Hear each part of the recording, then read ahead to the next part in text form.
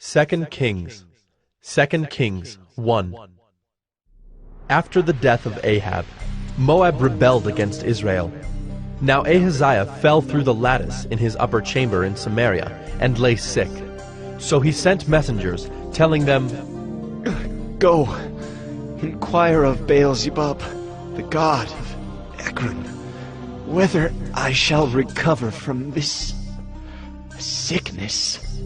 But the angel of the Lord said to Elijah the Tishbite, Arise, go up to meet the messengers of the king of Samaria, and say to them, Is it because there is no God in Israel that you are going to inquire of Baal-zebub, the god of Ekron? Now therefore, thus says the Lord, You shall not come down from the bed to which you have gone up, but you shall surely die. So Elijah went.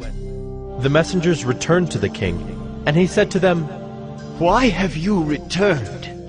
And they said to him, There came a man to meet us, and said to us, Go back to the king who sent you, and say to him, Thus says the Lord, Is it because there is no God in Israel that you are sending to inquire of Baal-zebub, the god of Ekron? Therefore you shall not come down from the bed to which you have gone up, but you shall surely die. He said to them, What kind of man was he who came to meet you and told you these things? They answered him, He wore a garment of hair with a belt of leather about his waist. And he said, It is Elijah, the Tishbite. Then the king sent to him a captain of 50 men with his 50. He went up to Elijah, who was sitting on the top of the hill, and said to him, O man of God, the king says, Come down. But Elijah answered the captain of 50, If I am a man of God, let fire come down from heaven and consume you and your 50. Then fire came down from heaven and consumed him and his 50. Again the king sent to him another captain of 50 men with his 50. And he answered and said to him, O man of God, this is the king's order. Come down quickly. But Elijah answered them, If I am a man of God, let fire come down from heaven and consume you and your 50. Then the fire of God came down from heaven and consumed him and his 50. Again the king sent the captain of a third 50 with his 50. And the third captain of 50 went up, and came and fell on his knees before Elijah, and entreated him, O man of God, please let my life, and the life of these 50 servants of yours, be precious in your sight. Behold, fire came down from heaven, and consumed the 2 former captains of 50 men with their 50s. But now, let my life be precious in your sight. Then the angel of the Lord said to Elijah, Go down with him. Do not be afraid of him. So he arose and went down with him to the king, and said to him, Thus says the Lord, Because you have sent messengers to inquire of Baal-zebub, the god of Ekron, is it because there is no God in Israel to inquire of his word? Therefore you shall not come down from the bed to which you have gone up, but you shall surely die. So he died according to the word of the Lord that Elijah had spoken. Jehoram became king in his place in the 2nd year of Jehoram, the son of Jehoshaphat, king of Judah, because Ahaziah had no son. Now the rest of the acts of Ahaziah that he did, are they not written in the book of the Chronicles of the kings of Israel?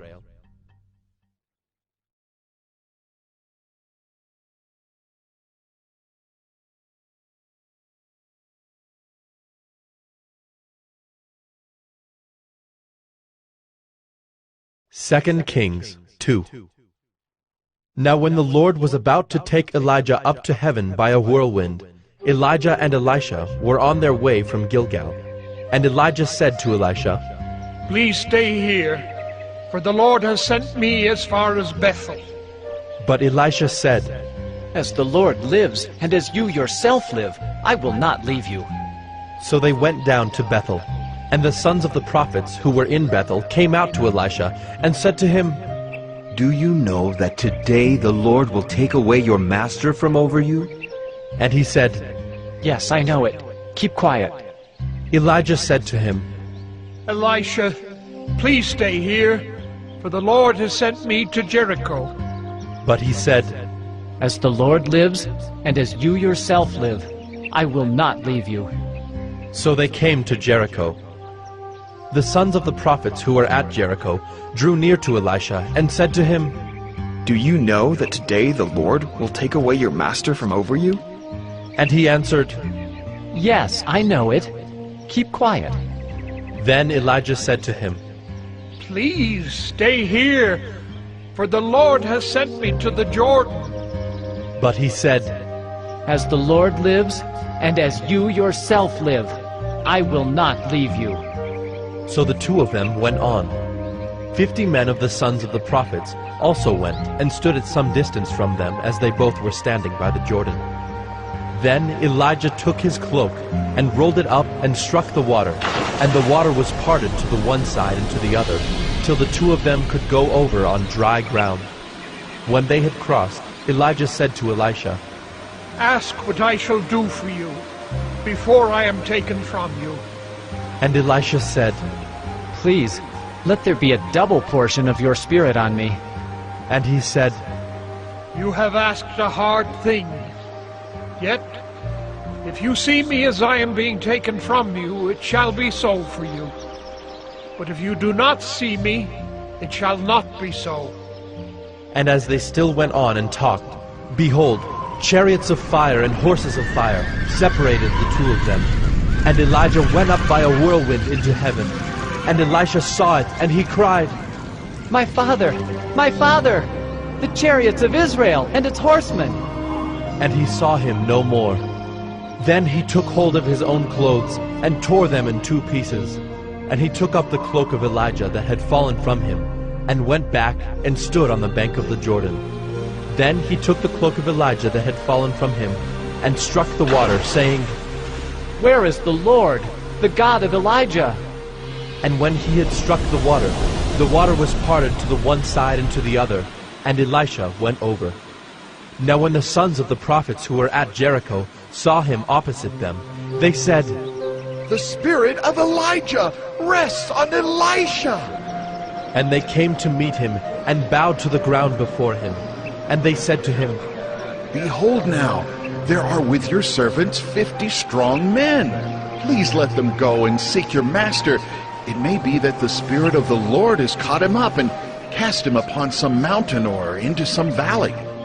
And he said, You shall not send. But when they urged him till he was ashamed, he said, Send. They sent, therefore, 50 men. And for 3 days they sought him, but did not find him. And they came back to him while he was staying at Jericho. And he said to them, Did I not say to you, Do not go? Now the men of the city said to Elisha, Behold, the situation of this city is pleasant, as my lord sees. But the water is bad, and the land is unfruitful. He said, Bring me a new bowl, and put salt in it. So they brought it to him. Then he went to the spring of water, and threw salt in it, and said, Thus says the Lord, I have healed this water. From now on, neither death nor miscarriage shall come from it. So the water has been healed to this day, according to the word that Elisha spoke. He went up from there to Bethel, and while he was going up on the way, some small boys came out of the city and jeered at him, saying, Go up, you bald head! Go up, you bald head! And he turned around, and when he saw them, he cursed them in the name of the Lord. And 2 she-bears came out of the woods and tore 42 of the boys. From there he went on to Mount Carmel, and from there he returned to Samaria.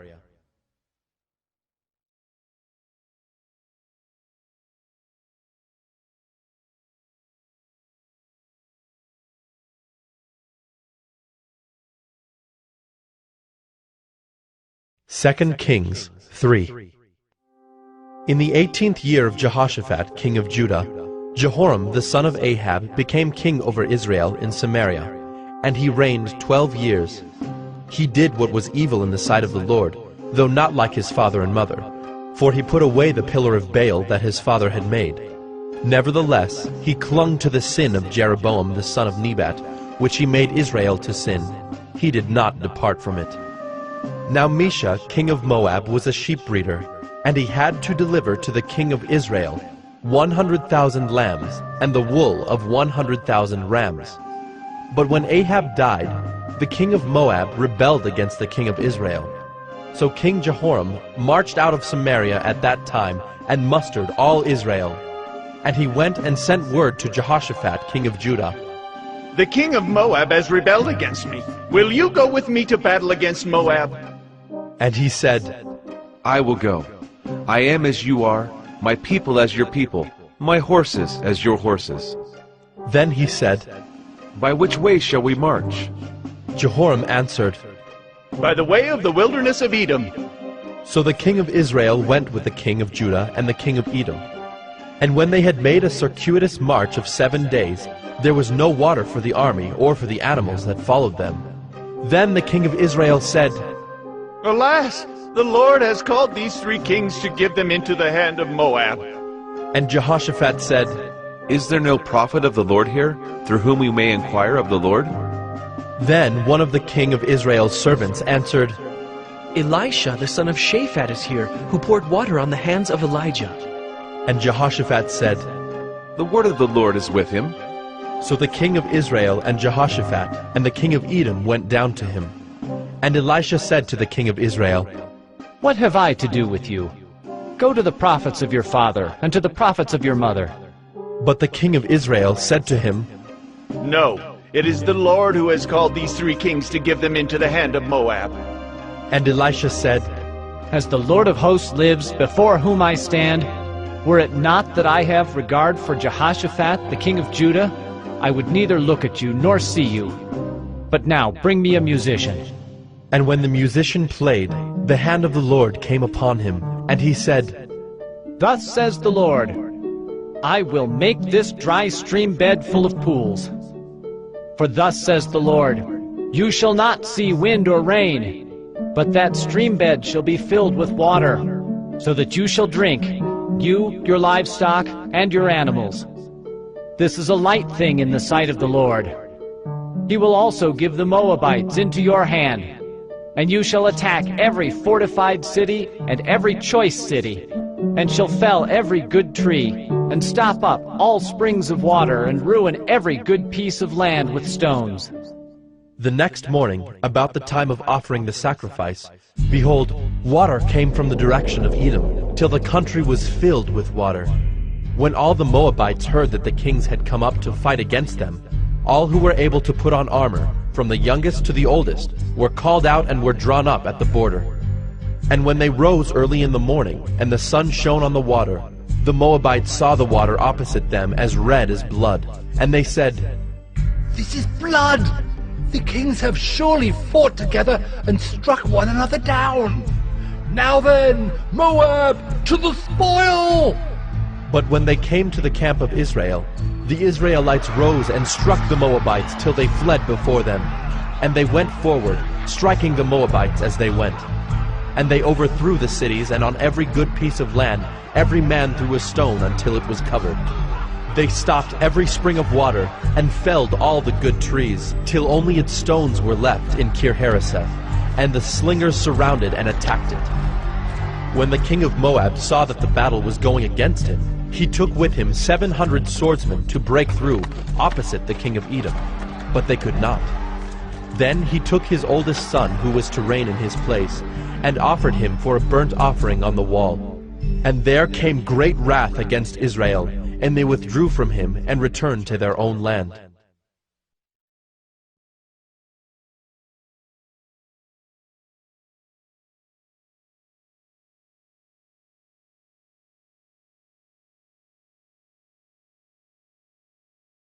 Second Kings 4. Now the wife of one of the sons of the prophets cried to Elisha, Your servant, my husband, is dead, and you know that your servant feared the Lord.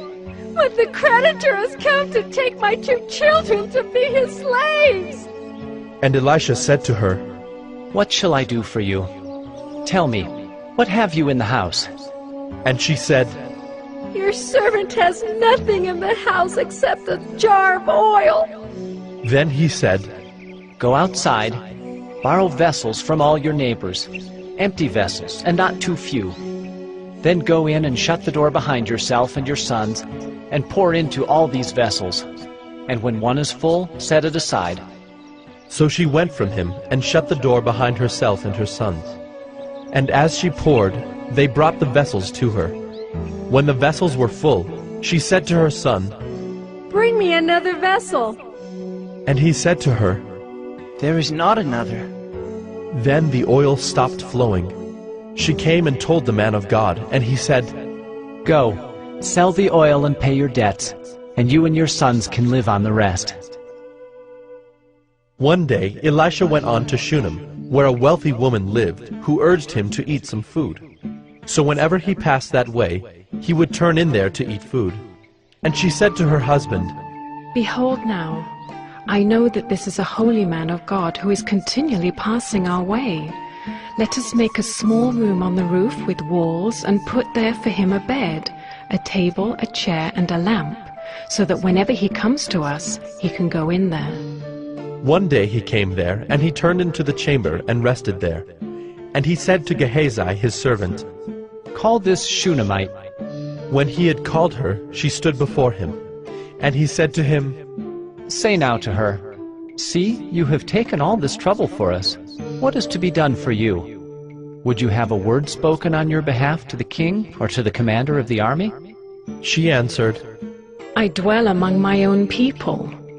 And he said, What then is to be done for her? Gehazi answered, Well, she has no son, and her husband is old. He said, Call her. And when he had called her, she stood in the doorway.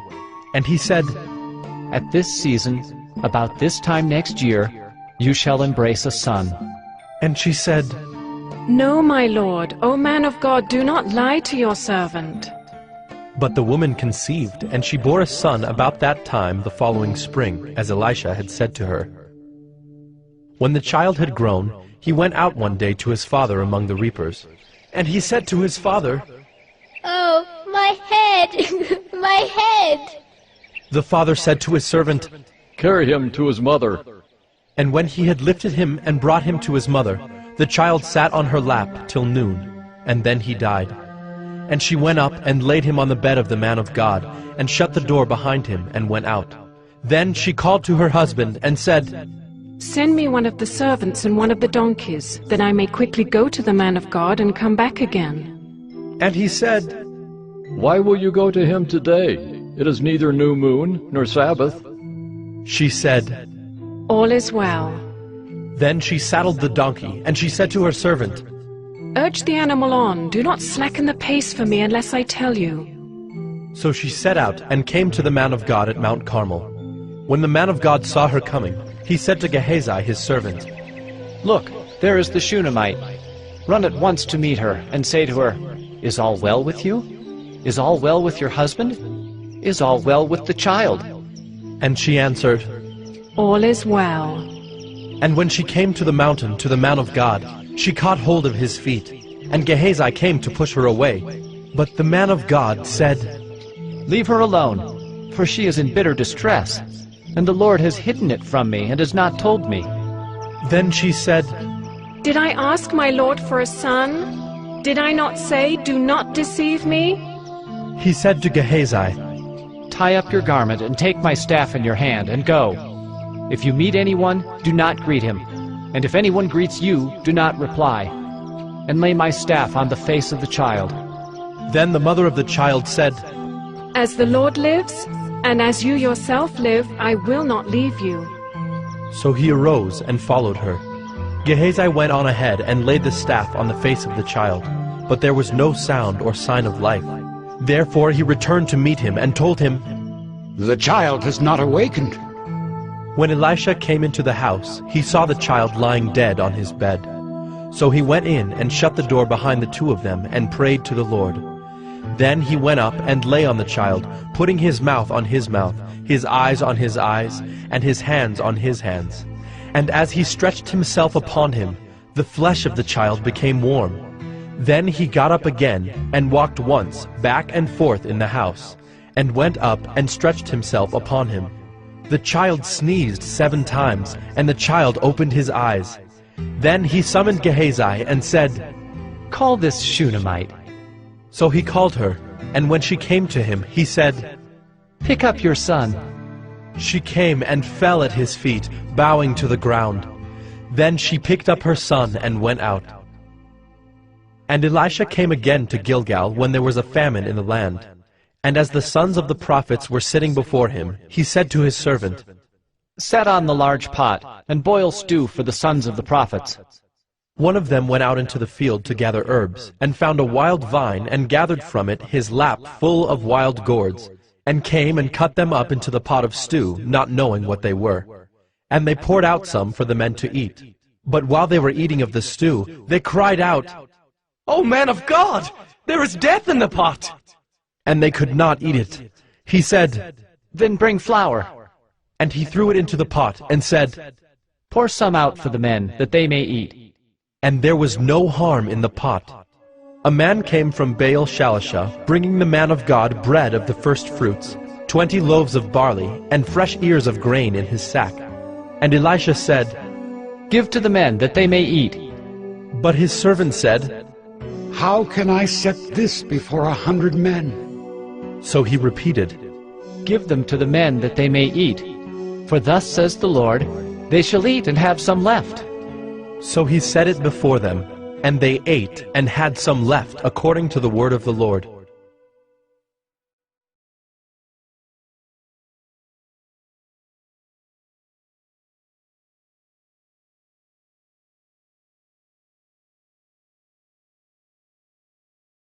Second Kings 5. Naaman, commander of the army of the king of Syria, was a great man with his master, and in high favor, because by him the Lord had given victory to Syria. He was a mighty man of valor, but he was a leper. Now the Syrians on one of their raids had carried off a little girl from the land of Israel, and she worked in the service of Naaman's wife. She said to her mistress, "Would that my lord were with the prophet who is in Samaria. He would cure him of his leprosy." So Naaman went in and told his lord, "Thus and so spoke the girl from the land of Israel." And the king of Syria said, "Go now, and I will send a letter to the king of Israel." So he went, taking with him 10 talents of silver, 6,000 shekels of gold, and 10 changes of clothing. And he brought the letter to the king of Israel, which read, "When this letter reaches you, know that I have sent to you Naaman my servant, that you may cure him of his leprosy."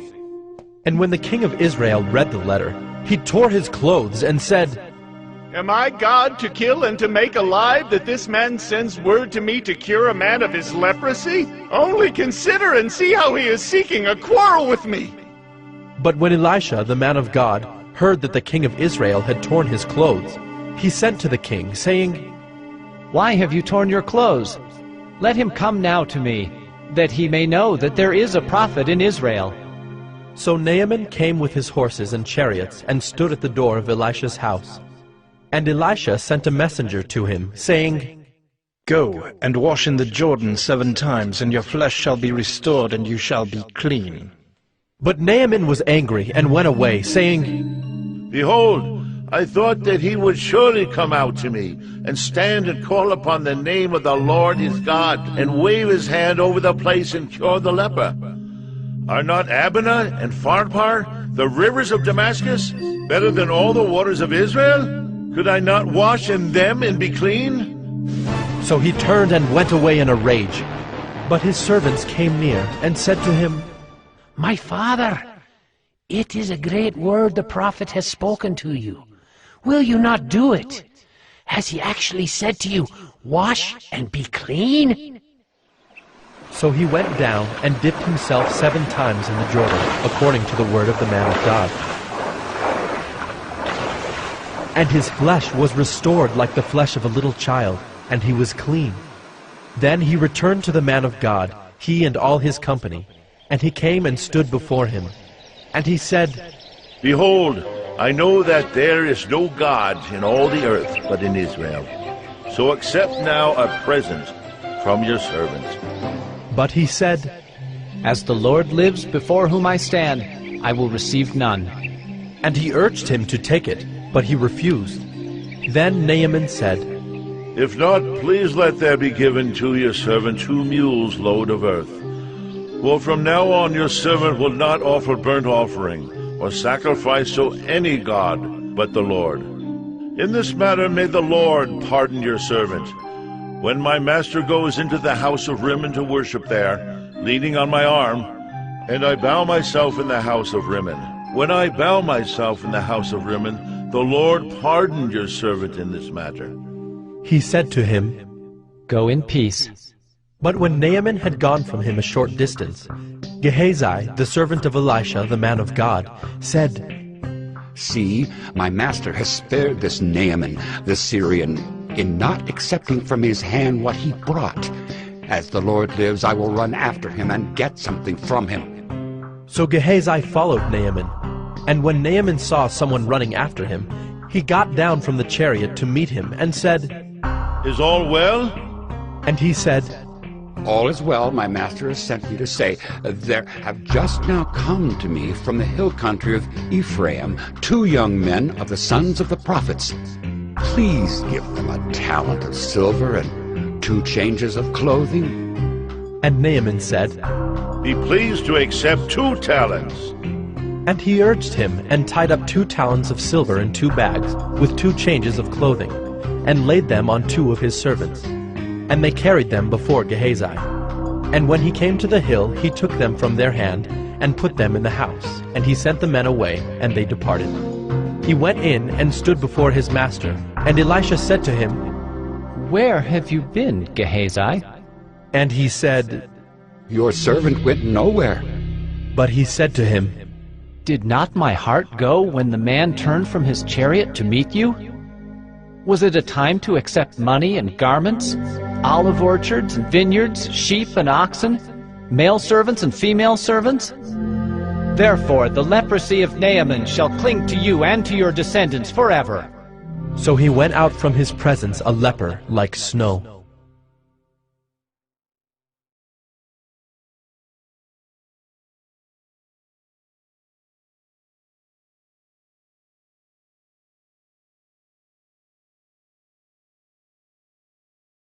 Second Kings 6. Now the sons of the prophets said to Elisha, See, the place where we dwell under your charge is too small for us. Let us go to the Jordan, and each of us get there a log, and let us make a place for us to dwell there. And he answered, Go. Then one of them said, Be pleased to go with your servants. And he answered, I will go. So he went with them. And when they came to the Jordan, they cut down trees. But as one was felling a log, his axe head fell into the water, and he cried out, Alas, my master, it was borrowed. Then the man of God said, Where did it fall? When he showed him the place, he cut off a stick and threw it in there, and made the iron float. And he said, Take it up. So he reached out his hand and took it. Once, when the king of Syria was warring against Israel, he took counsel with his servants, saying, At such and such a place shall be my camp. But the man of God sent word to the king of Israel, Beware that you do not pass this place, for the Syrians are going down there. And the king of Israel sent to the place about which the man of God told him. Thus he used to warn him, so that he saved himself there more than once or twice. And the mind of the king of Syria was greatly troubled because of this thing. And he called his servants and said to them, Will you not show me who of us is for the king of Israel?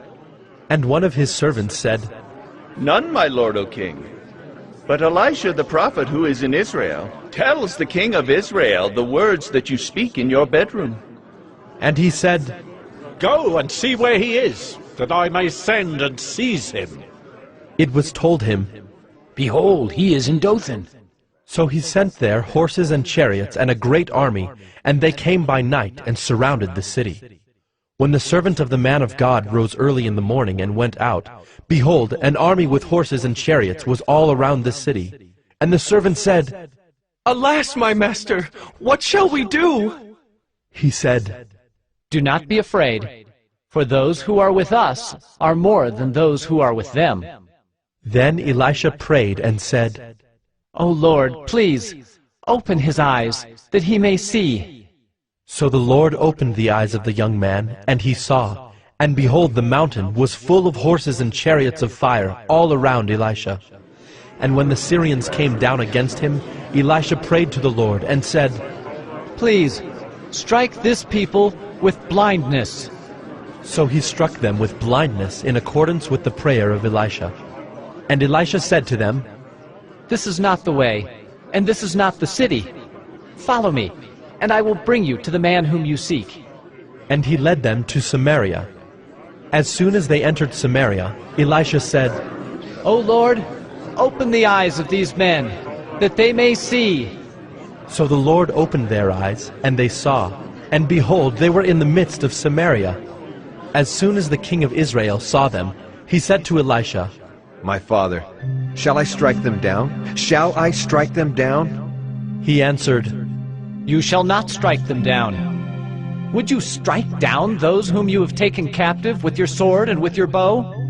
Set bread and water before them, that they may eat and drink, and go to their master. So he prepared for them a great feast, and when they had eaten and drunk, he sent them away, and they went to their master. And the Syrians did not come again on raids into the land of Israel. Afterward, Ben-Hadad, king of Syria, mustered his entire army, and went up and besieged Samaria. And there was a great famine in Samaria as they besieged it, until a donkey's head was sold for 80 shekels of silver, and the fourth part of a cab of dove's dung for 5 shekels of silver. Now as the king of Israel was passing by on the wall, a woman cried out to him, saying, Help, my lord, O king! And he said, If the Lord will not help you, how shall I help you? From the threshing floor or from the winepress? And the king asked her, What is your trouble? She answered, This woman said to me, Give your son, that we may eat him today, and we will eat my son tomorrow. So we boiled my son and ate him. And on the next day I said to her, Give your son, that we may eat him. But she has hidden her son. When the king heard the words of the woman, he tore his clothes. Now he was passing by on the wall, and the people looked, and behold, he had sackcloth beneath on his body. And he said, May God do so to me, and more also, if the head of Elisha the son of Shaphat remains on his shoulders today. Elisha was sitting in his house, and the elders were sitting with him. Now the king had dispatched a man from his presence. But before the messenger arrived, Elisha said to the elders, Do you see how this murderer has sent to take off my head? Look, when the messenger comes, shut the door, and hold the door fast against him. Is not the sound of his master's feet behind him? And while he was still speaking with them, the messenger came down to him and said, This trouble is from the Lord. Why should I wait for the Lord any longer?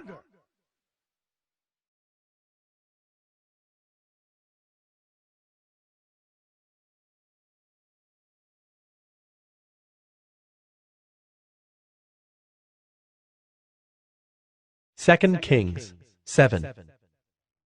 But Elisha said, Hear the word of the Lord. Thus says the Lord, Tomorrow about this time a seah of fine flour shall be sold for a shekel, and 2 seahs of barley for a shekel, at the gate of Samaria. Then the captain, on whose hand the king leaned, said to the man of God, If the Lord himself should make windows in heaven, could this thing be? But he said, You shall see it with your own eyes, but you shall not eat of it. Now there were 4 men who were lepers at the entrance to the gate. And they said to one another, Why are we sitting here until we die? If we say, Let us enter the city, the famine is in the city, and we shall die there. And if we sit here, we die also. So now come, let us go over to the camp of the Syrians. If they spare our lives, we shall live. And if they kill us, we shall but die. So they arose at twilight to go to the camp of the Syrians. But when they came to the edge of the camp of the Syrians, behold, there was no one there. For the Lord had made the army of the Syrians hear the sound of chariots and of horses, the sound of a great army, so that they said to one another, Behold, The king of Israel has hired against us the kings of the Hittites and the kings of Egypt to come against us. So they fled away in the twilight and abandoned their tents, their horses, and their donkeys, leaving the camp as it was, and fled for their lives. And when these lepers came to the edge of the camp, they went into a tent and ate and drank, and they carried off silver and gold and clothing, and went and hid them. Then they came back and entered another tent, and carried off things from it, and went and hid them. Then they said to one another, "We are not doing right. This day is a day of good news. If we are silent and wait until the morning light, punishment will overtake us. Now therefore come, let us go and tell the king's household." So they came and called to the gatekeepers of the city, and told them, "We came to the camp of the Syrians, and behold, there was no one to be seen or heard there. Nothing but the horses tied and the donkeys tied and the tents as they were." Then the gatekeepers called out, and it was told within the king's household. And the king rose in the night and said to his servants, "I will tell you what the Syrians have done to us. They know that we are hungry. Therefore they have gone out of the camp to hide themselves in the open country, thinking, when they come out of the city we shall take them alive and get into the city." And one of his servants said, "Let some men take 5 of the remaining horses, seeing that those who are left here will fare like the whole multitude of Israel who have already perished. Let us send and see." So they took 2 horsemen, and the king sent them after the army of the Syrians, saying, "Go and see." So they went after them as far as the Jordan, and behold, all the way was littered with garments and equipment that the Syrians had thrown away in their haste. And the messengers returned and told the king. Then the people went out and plundered the camp of the Syrians. So a seah of fine flour was sold for a shekel, and 2 seahs of barley for a shekel, according to the word of the Lord. Now the king had appointed the captain, on whose hand he leaned, to have charge of the gate. And the people trampled him in the gate, so that he died, as the man of God had said when the king came down to him. For when the man of God had said to the king, 2 seahs of barley shall be sold for a shekel, and a seah of fine flour for a shekel, about this time tomorrow in the gate of Samaria. The captain had answered the man of God, "If the Lord himself should make windows in heaven, could such a thing be?" And he had said, "You shall see it with your own eyes, but you shall not eat of it." And so it happened to him, for the people trampled him in the gate, and he died.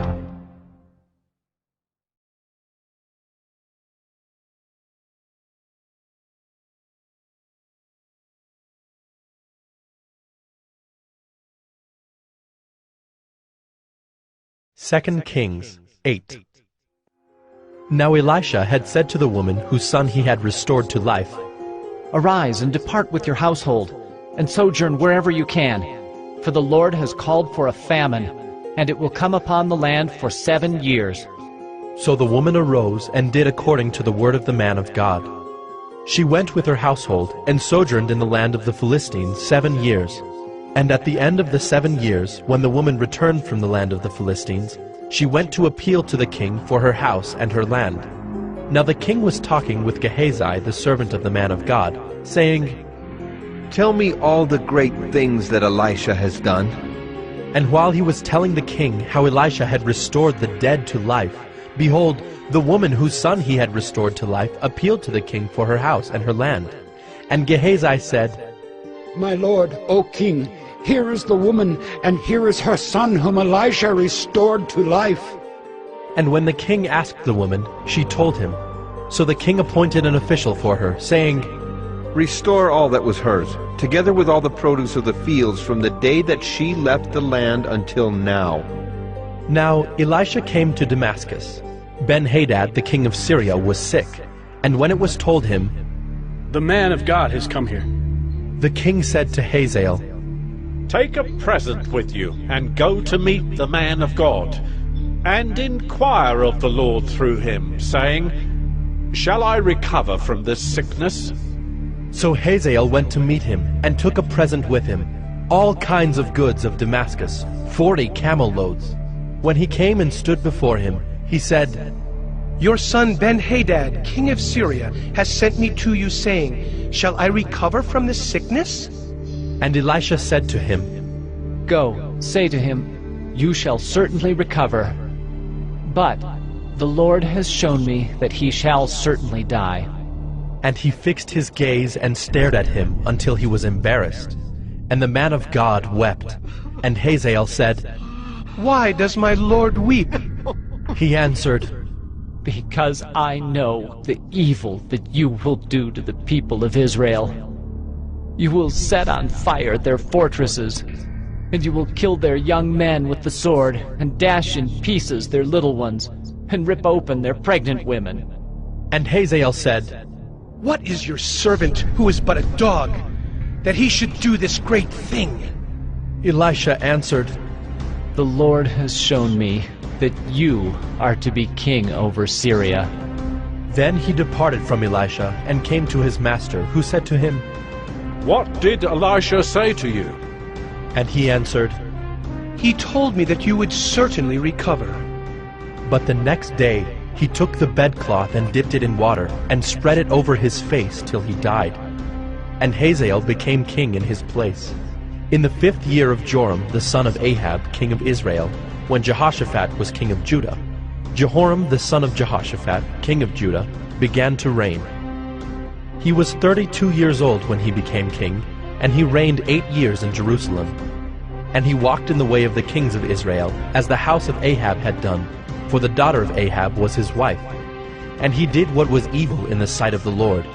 Yet the Lord was not willing to destroy Judah for the sake of David his servant, since he promised to give a lamp to him and to his sons forever. In his days Edom revolted from the rule of Judah and set up a king of their own.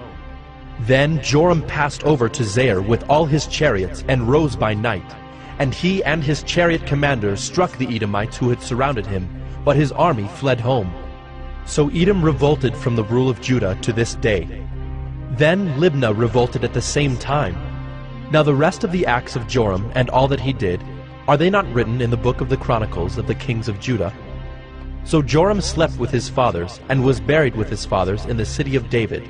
And Ahaziah his son reigned in his place. In the 12th year of Joram the son of Ahab, king of Israel, Ahaziah the son of Jehoram, king of Judah, began to reign. Ahaziah was 22 years old when he began to reign, and he reigned 1 year in Jerusalem. His mother's name was Athaliah. She was a granddaughter of Omri, king of Israel. He also walked in the way of the house of Ahab, and did what was evil in the sight of the Lord, as the house of Ahab had done, for he was son-in-law to the house of Ahab. He went with Joram the son of Ahab to make war against Hazael king of Syria at Ramoth-Gilead, and the Syrians wounded Joram. And King Joram returned to be healed in Jezreel of the wounds that the Syrians had given him at Ramah when he fought against Hazael king of Syria. And Ahaziah the son of Jehoram king of Judah went down to see Joram the son of Ahab in Jezreel because he was sick.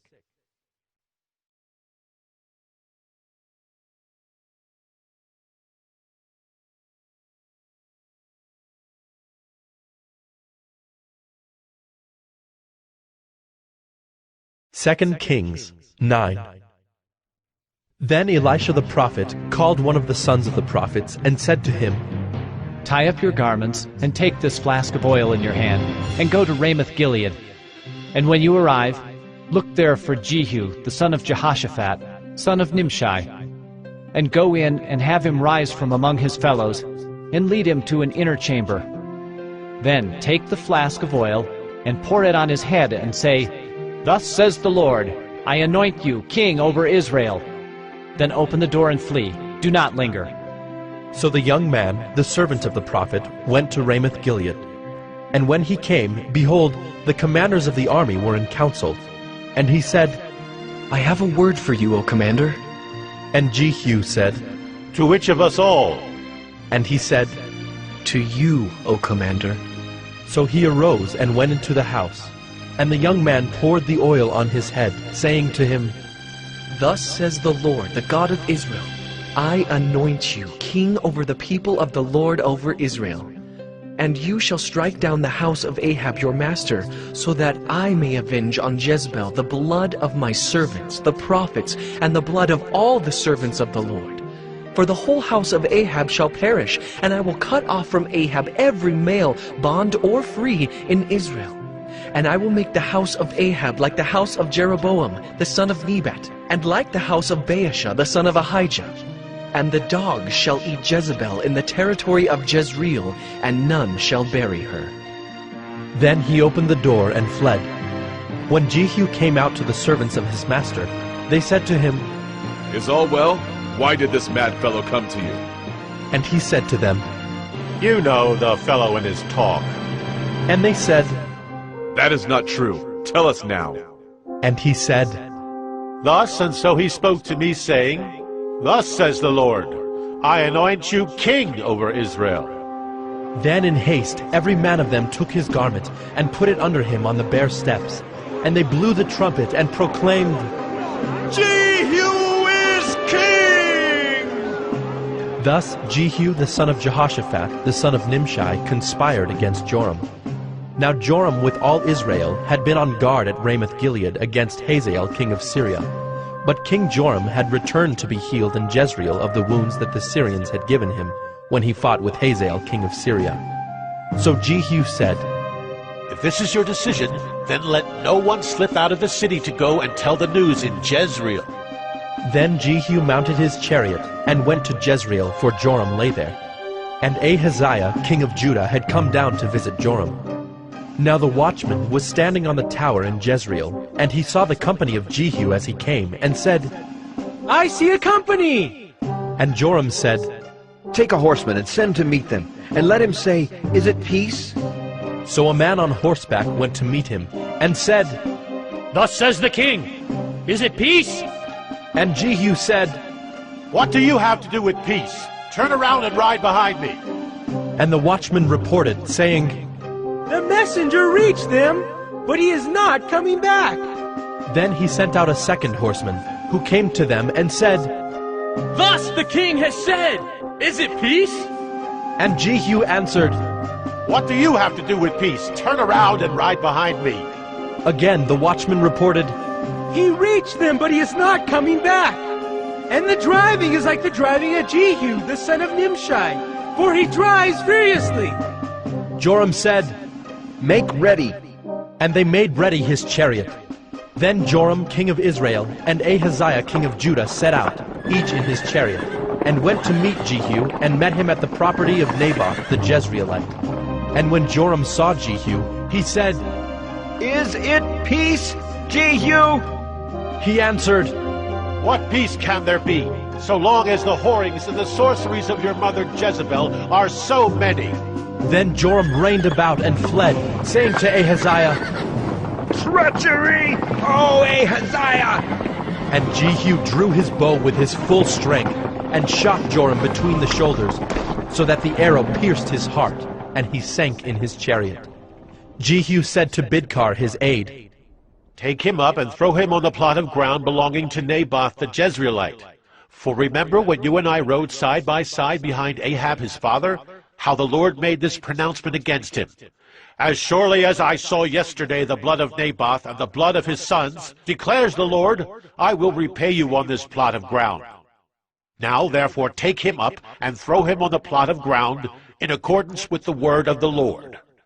When Ahaziah the king of Judah saw this, he fled in the direction of Beth-Hagan, and Jehu pursued him and said, Shoot him also! And they shot him in the chariot at the ascent of Gur, which is by Ibleam. And he fled to Megiddo and died there. His servants carried him in a chariot to Jerusalem, and buried him in his tomb with his fathers in the city of David. In the 11th year of Joram, the son of Ahab, Ahaziah began to reign over Judah. When Jehu came to Jezreel, Jezebel heard of it, and she painted her eyes and adorned her head and looked out of the window. And as Jehu entered the gate, she said, Is it peace, you Zimri, murderer of your master? And he lifted up his face to the window and said, Who is on my side? Who? 2 or 3 eunuchs looked out at him. He said, Throw her down! So they threw her down, and some of her blood spattered on the wall and on the horses, and they trampled on her. Then he went in and ate and drank. And he said, "See now to this cursed woman and bury her, for she is a king's daughter." But when they went to bury her, they found no more of her than the skull and the feet and the palms of her hands. When they came back and told him, he said, "This is the word of the Lord, which he spoke by his servant Elijah the Tishbite. In the territory of Jezreel the dogs shall eat the flesh of Jezebel, and the corpse of Jezebel shall be as dung on the face of the field in the territory of Jezreel, so that no one can say, 'This is Jezebel.'"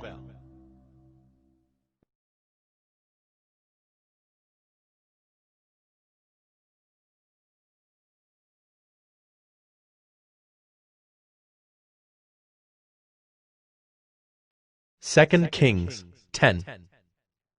Now Ahab had 70 sons in Samaria.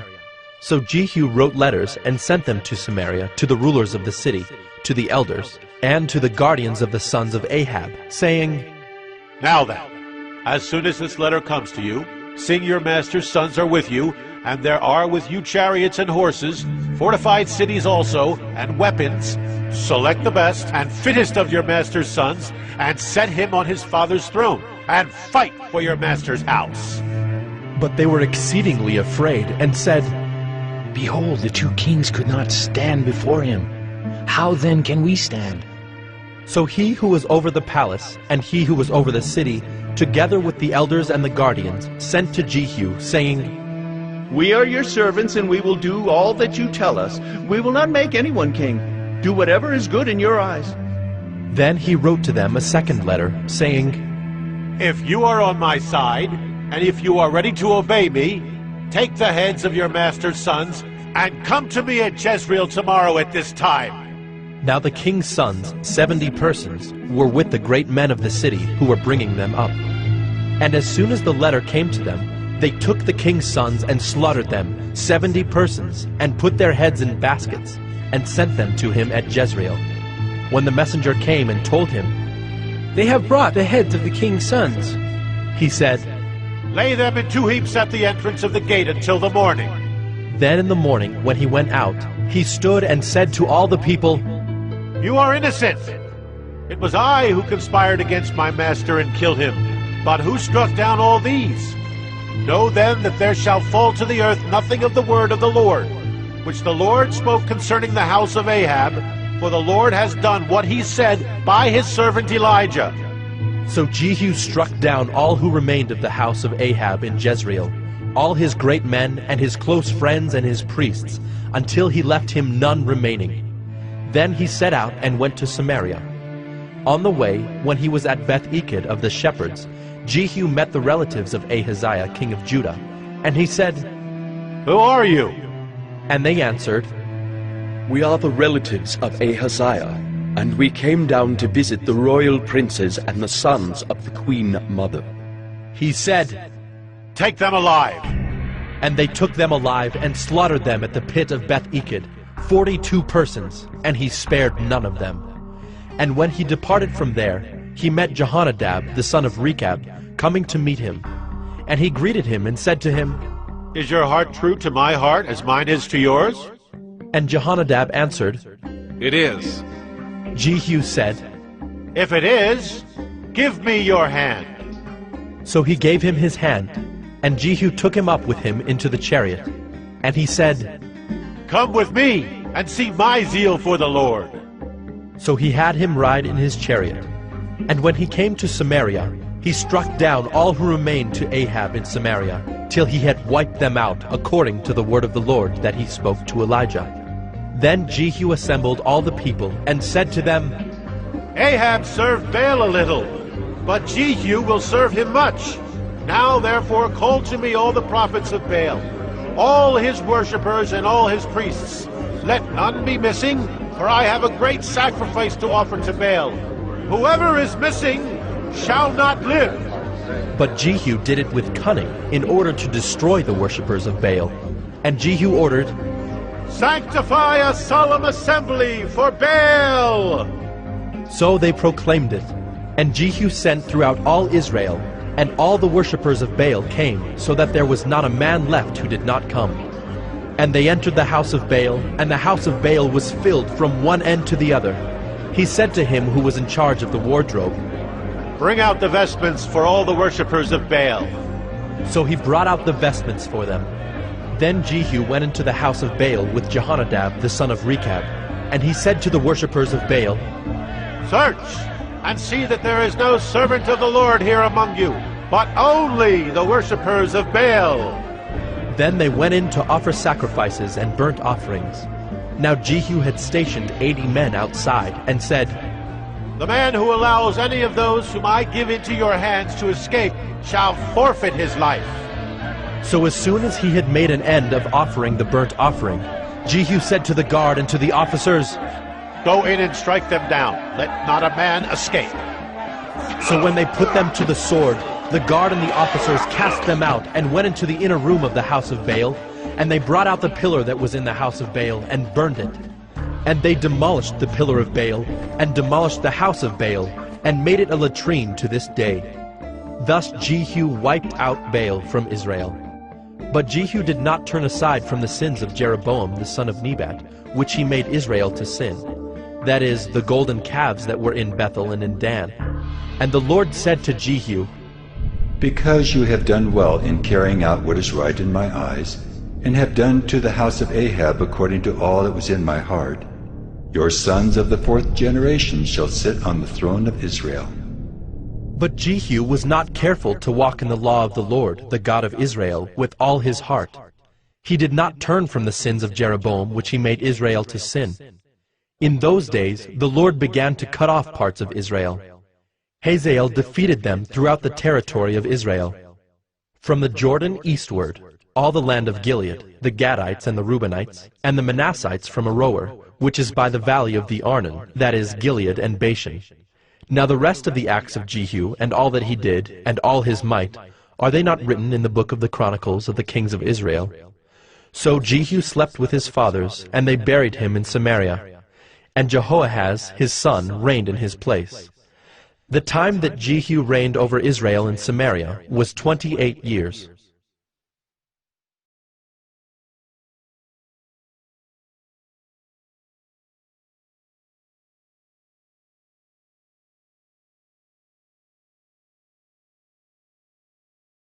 Second Kings 11. Now when Athaliah, the mother of Ahaziah, saw that her son was dead, she arose and destroyed all the royal family. But Jehosheba, the daughter of King Joram, sister of Ahaziah, took Joash, the son of Ahaziah, and stole him away from among the king's sons who were being put to death, and she put him and his nurse in a bedroom. Thus they hid him from Athaliah, so that he was not put to death. And he remained with her 6 years, hidden in the house of the Lord, while Athaliah reigned over the land. But in the 7th year Jehoiada sent and brought the captains of the Kerites and of the guards, and had them come to him in the house of the Lord. And he made a covenant with them, and put them under oath in the house of the Lord, and he showed them the king's son. And he commanded them, "This is the thing that you shall do. 1/3 of you, those who come off duty on the Sabbath and guard the king's house, another third being at the gate sewer, and a third at the gate behind the guards, shall guard the palace. And the 2 divisions of you which come on duty in force on the Sabbath and guard the house of the Lord on behalf of the king shall surround the king, each with his weapons in his hand. And whoever approaches the ranks is to be put to death.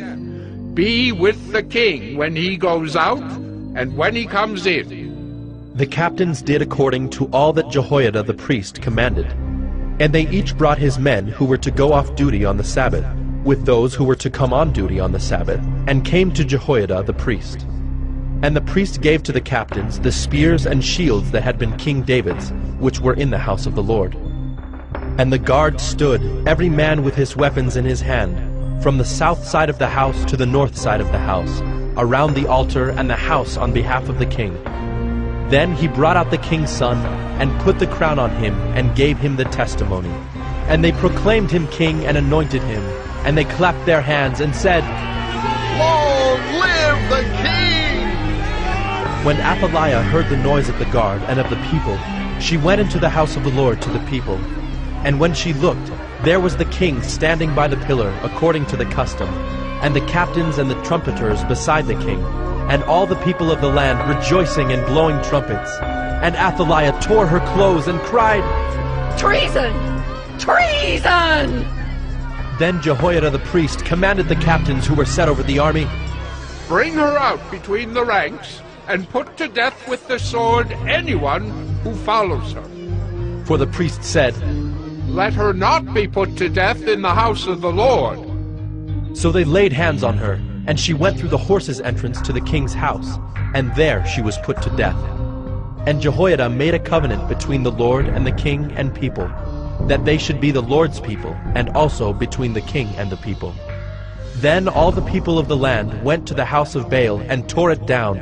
His altars and his images they broke in pieces, and they killed Mattan the priest of Baal before the altars.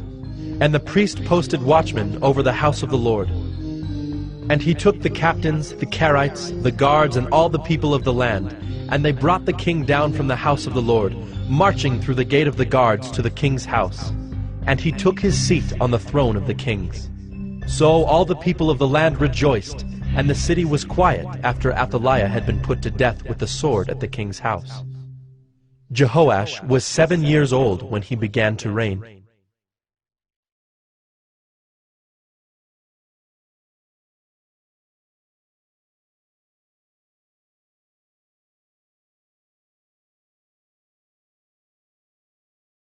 Second Kings 12. In the 7th year of Jehu, Jehoash began to reign, and he reigned 40 years in Jerusalem. His mother's name was Zibiah of Beersheba. And Jehoash did what was right in the eyes of the Lord all his days, because Jehoiada the priest instructed him. Nevertheless, the high places were not taken away. The people continued to sacrifice and make offerings on the high places.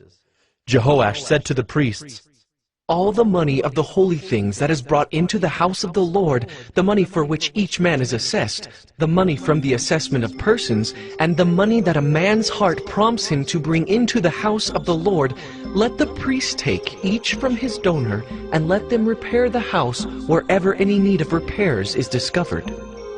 But by the 23rd year of King Jehoash, the priests had made no repairs on the house. Therefore King Jehoash summoned Jehoiada the priest, and the other priests, and said to them, "Why are you not repairing the house?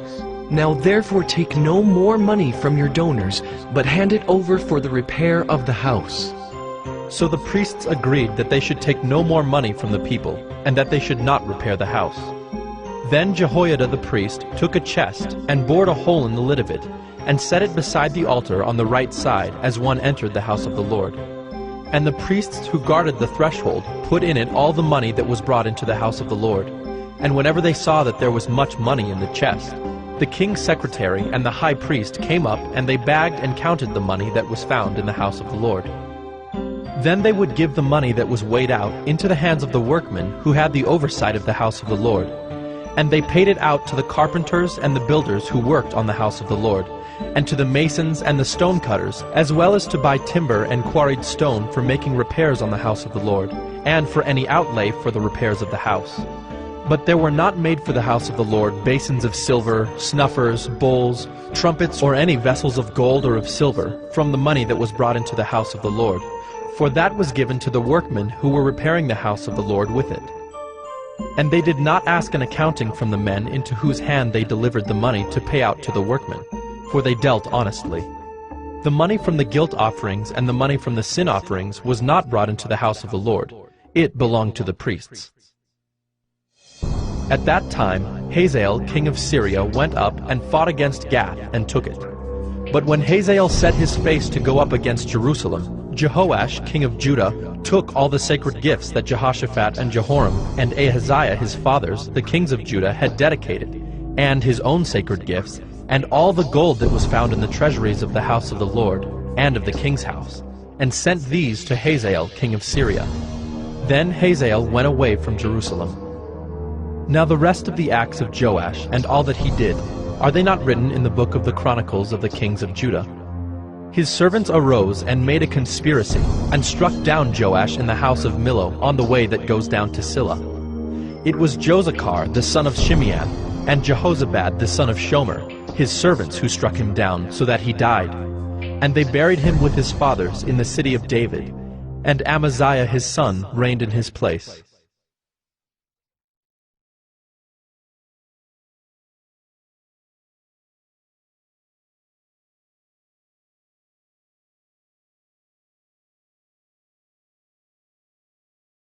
Second Kings 13.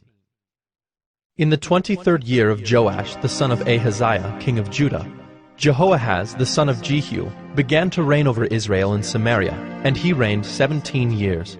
He did what was evil in the sight of the Lord, and followed the sins of Jeroboam the son of Nebat, which he made Israel to sin. He did not depart from them, and the anger of the Lord was kindled against Israel, and he gave them continually into the hand of Hazael, king of Syria, and into the hand of Ben-Hadad, the son of Hazael. Then Jehoahaz sought the favor of the Lord, and the Lord listened to him, for he saw the oppression of Israel, how the king of Syria oppressed them. Therefore the Lord gave Israel a savior, so that they escaped from the hand of the Syrians, and the people of Israel lived in their homes as formerly. Nevertheless, they did not depart from the sins of the house of Jeroboam, which he made Israel to sin, but walked in them. And the Asherah also remained in Samaria.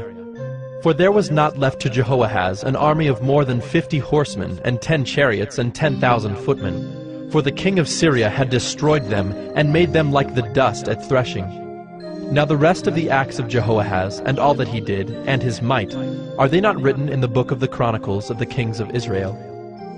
So Jehoahaz slept with his fathers, and they buried him in Samaria.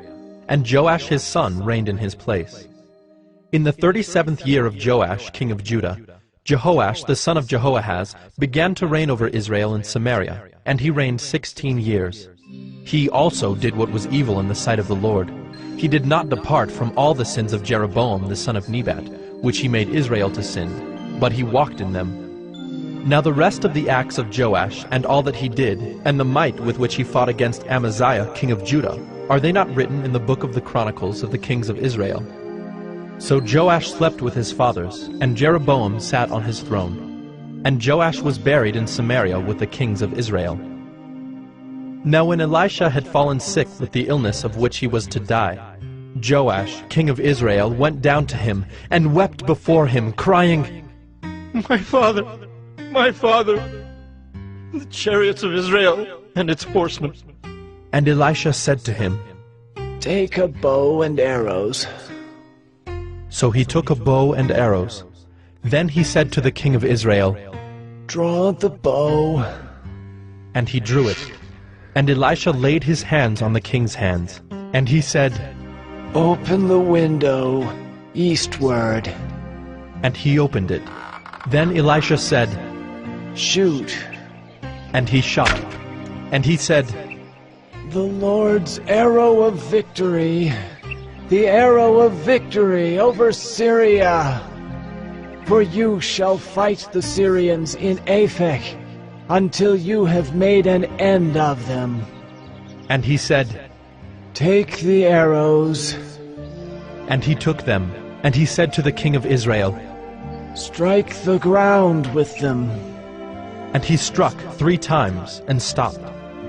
Then the man of God was angry with him and said, You should have struck 5 or 6 times. Then you would have struck down Syria until you had made an end of it. But now you will strike down Syria only 3 times. So Elisha died, and they buried him. Now bands of Moabites used to invade the land in the spring of the year. And as a man was being buried, behold, a marauding band was seen, and the man was thrown into the grave of Elisha. And as soon as the man touched the bones of Elisha, he revived and stood on his feet. Now Hazael, king of Syria, oppressed Israel all the days of Jehoahaz.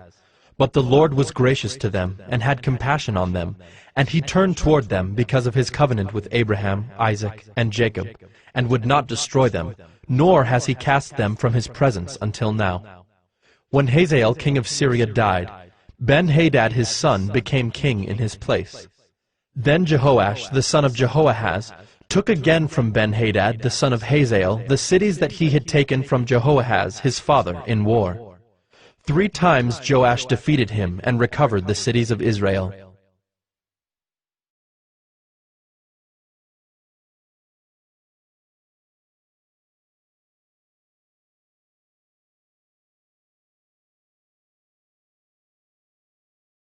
Second Kings 14. In the 2nd year of Joash, the son of Joahaz, king of Israel, Amaziah the son of Joash, king of Judah, began to reign. He was 25 years old when he began to reign, and he reigned 29 years in Jerusalem. His mother's name was Jehoaddin of Jerusalem. And he did what was right in the eyes of the Lord, yet not like David his father. He did in all things as Joash his father had done. But the high places were not removed. The people still sacrificed and made offerings on the high places. And as soon as the royal power was firmly in his hand, he struck down his servants who had struck down the king his father. But he did not put to death the children of the murderers, according to what is written in the book of the law of Moses, where the Lord commanded, Fathers shall not be put to death because of their children, nor shall children be put to death because of their fathers, but each one shall die for his own sin. He struck down 10,000 Edomites in the valley of Salt, and took Selah by storm, and called it Joktheel, which is its name to this day. Then Amaziah sent messengers to Jehoash, the son of Jehoahaz, son of Jehu, king of Israel, saying, Come, let us look one another in the face. And Jehoash, king of Israel, sent word to Amaziah, king of Judah, A thistle on Lebanon sent to a cedar on Lebanon, saying, Give your daughter to my son for a wife. And a wild beast of Lebanon passed by and trampled down the thistle. You have indeed struck down Edom, and your heart has lifted you up. Be content with your glory and stay at home. For why should you provoke trouble so that you fall? You and Judah with you. But Amaziah would not listen. So Jehoash, king of Israel, went up, and he and Amaziah, king of Judah, faced one another in battle at Beth-Shemesh, which belongs to Judah. And Judah was defeated by Israel, and every man fled to his home. And Jehoash, king of Israel, captured Amaziah, king of Judah, the son of Jehoash, son of Ahaziah, at Beth-Shemesh, and came to Jerusalem and broke down the wall of Jerusalem for 400 cubits, from the Ephraim gate to the corner gate. And he seized all the gold and silver and all the vessels that were found in the house of the Lord and in the treasuries of the king's house, also hostages, and he returned to Samaria. Now the rest of the acts of Jehoash that he did, and his might, and how he fought with Amaziah king of Judah, are they not written in the book of the Chronicles of the kings of Israel? And Jehoash slept with his fathers, and was buried in Samaria with the kings of Israel. And Jeroboam his son reigned in his place. Amaziah the son of Joash, king of Judah, lived 15 years after the death of Jehoash, son of Jehoahaz, king of Israel. Now the rest of the deeds of Amaziah, are they not written in the book of the Chronicles of the kings of Judah? And they made a conspiracy against him in Jerusalem, and he fled to Lachish. But they sent after him to Lachish, and put him to death there. And they brought him on horses, and he was buried in Jerusalem with his fathers in the city of David. And all the people of Judah took Azariah, who was 16 years old, and made him king instead of his father Amaziah. He built Elath and restored it to Judah, after the king slept with his fathers. In the 15th year of Amaziah the son of Joash, king of Judah, Jeroboam the son of Joash, king of Israel, began to reign in Samaria, and he reigned 41 years. And he did what was evil in the sight of the Lord. He did not depart from all the sins of Jeroboam the son of Nebat, which he made Israel to sin. He restored the border of Israel from Lebo-Hamath as far as the sea of the Arabah, according to the word of the Lord, the God of Israel, which he spoke by his servant Jonah, the son of Amittai, the prophet, who was from Gath-Hepher.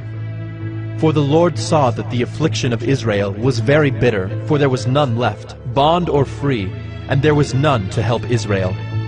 But the Lord had not said that he would blot out the name of Israel from under heaven. So he saved them by the hand of Jeroboam the son of Joash.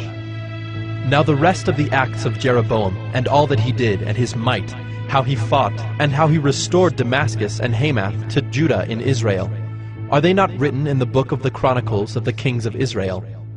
And Jeroboam slept with his fathers, the kings of Israel, and Zechariah his son reigned in his place.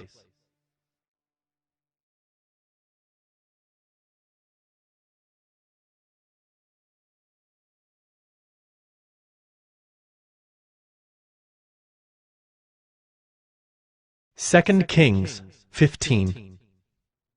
In the 27th year of Jeroboam, king of Israel, Azariah the son of Amaziah, king of Judah, began to reign. He was 16 years old when he began to reign, and he reigned 52 years in Jerusalem.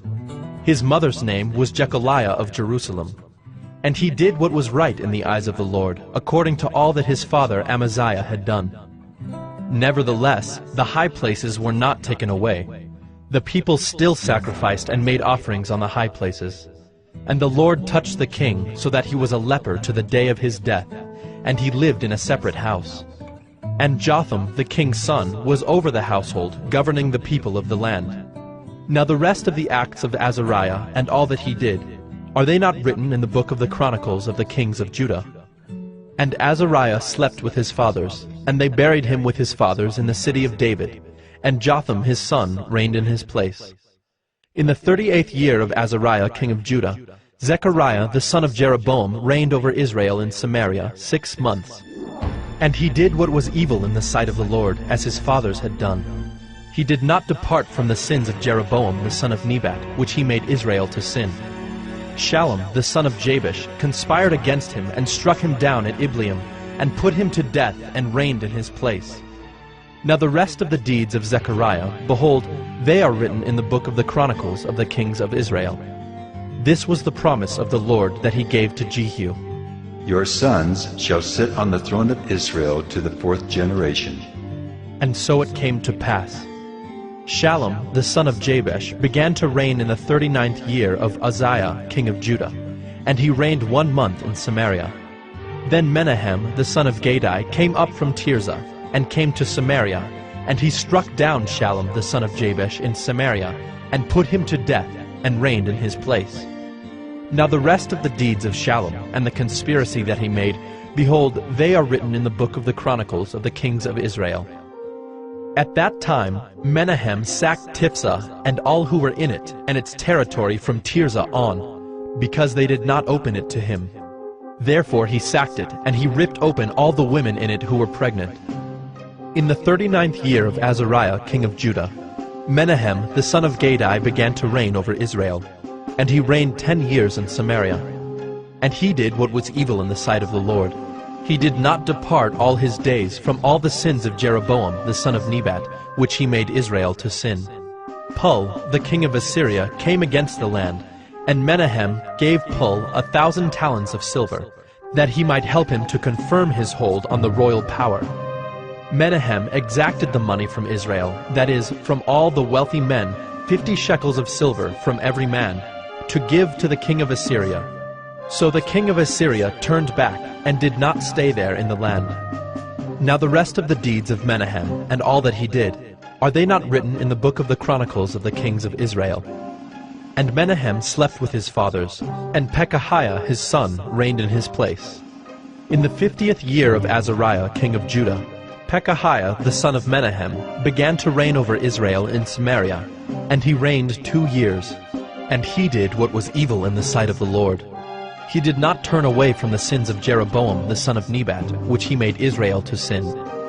And Pekah the son of Remaliah his captain conspired against him with 50 men of the people of Gilead, and struck him down in Samaria in the citadel of the king's house with Argob and Arieh. He put him to death and reigned in his place. Now the rest of the deeds of Pekahiah, and all that he did, behold, they are written in the book of the Chronicles of the kings of Israel. In the 52nd year of Azariah king of Judah, Pekah, the son of Remaliah, began to reign over Israel in Samaria, and he reigned 20 years. And he did what was evil in the sight of the Lord. He did not depart from the sins of Jeroboam the son of Nebat, which he made Israel to sin. In the days of Pekah, king of Israel, Tiglath-Pileser, king of Assyria, came and captured Ijon, Abel-Beth-Maacah, Genoa, Kedesh, Hazor, Gilead, and Galilee, all the land of Naphtali, and he carried the people captive to Assyria. Then Hoshea, the son of Elah, made a conspiracy against Pekah, the son of Remaliah, and struck him down and put him to death, and reigned in his place, in the 20th year of Jotham, the son of Uzziah. Now the rest of the acts of Pekah, and all that he did, behold, they are written in the book of the Chronicles of the kings of Israel. In the 2nd year of Pekah, the son of Remaliah, king of Israel, Jotham, the son of Uzziah, king of Judah, began to reign. He was 25 years old when he began to reign, and he reigned 16 years in Jerusalem. His mother's name was Jerusha, the daughter of Zadok. And he did what was right in the eyes of the Lord, according to all that his father Uzziah had done. Nevertheless, the high places were not removed. The people still sacrificed and made offerings on the high places. He built the upper gate of the house of the Lord. Now the rest of the acts of Jotham, and all that he did, are they not written in the book of the Chronicles of the kings of Judah? In those days the Lord began to send Rezin, the king of Syria, and Pekah, the son of Remaliah, against Judah. Jotham slept with his fathers, and was buried with his fathers in the city of David his father. And Ahaz his son reigned in his place.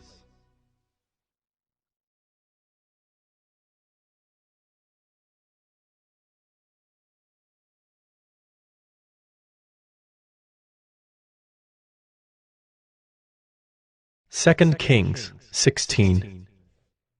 In the 17th year of Pekah, the son of Remaliah, Ahaz, the son of Jotham, king of Judah, began to reign. Ahaz was 20 years old when he began to reign, and he reigned 16 years in Jerusalem. And he did not do what was right in the eyes of the Lord his God, as his father David had done, but he walked in the way of the kings of Israel. He even burned his son as an offering, according to the despicable practices of the nations whom the Lord drove out before the people of Israel. And he sacrificed and made offerings on the high places and on the hills and under every green tree. Then Rezin, king of Syria, and Pekah, the son of Remaliah, king of Israel, came up to wage war on Jerusalem, and they besieged Ahaz, but could not conquer him. At that time Rezin, the king of Syria, recovered Elath for Syria, and drove the men of Judah from Elath, and the Edomites came to Elath, where they dwell to this day. So Ahaz sent messengers to Tiglath-Pileser, king of Assyria, saying, I am your servant and your son. Come up and rescue me from the hand of the king of Syria and from the hand of the king of Israel, who are attacking me. Ahaz also took the silver and gold that was found in the house of the Lord, and in the treasures of the king's house, and sent a present to the king of Assyria. And the king of Assyria listened to him. The king of Assyria marched up against Damascus and took it, carrying its people captive to Kir, and he killed Rezin. When King Ahaz went to Damascus to meet Tiglath-Pileser, king of Assyria, he saw the altar that was at Damascus. And King Ahaz sent to Uriah the priest a model of the altar and its pattern, exact in all its details. And Uriah the priest built the altar, in accordance with all that King Ahaz had sent from Damascus. So Uriah the priest made it, before King Ahaz arrived from Damascus. And when the king came from Damascus, the king viewed the altar. Then the king drew near to the altar, and went up on it, and burned his burnt offering and his grain offering, and poured his drink offering, and threw the blood of his peace offerings on the altar. And the bronze altar that was before the Lord he removed from the front of the house, from the place between his altar and the house of the Lord, and put it on the north side of his altar. And King Ahaz commanded Uriah the priest, saying, On the great altar burn the morning burnt offering, and the evening grain offering, and the king's burnt offering and his grain offering, with the burnt offering of all the people of the land, and their grain offering and their drink offering, and throw on it all the blood of the burnt offering and all the blood of the sacrifice. But the bronze altar shall be for me to inquire by. Uriah the priest did all this as King Ahaz commanded. And King Ahaz cut off the frames of the stands and removed the basin from them. And he took down the sea from off the bronze oxen that were under it, and put it on a stone pedestal. And the covered way for the Sabbath that had been built inside the house, and the outer entrance for the king, he caused to go around the house of the Lord, because of the king of Assyria. Now the rest of the acts of Ahaz that he did, are they not written in the book of the Chronicles of the kings of Judah? And Ahaz slept with his fathers, and was buried with his fathers in the city of David. And Hezekiah his son reigned in his place.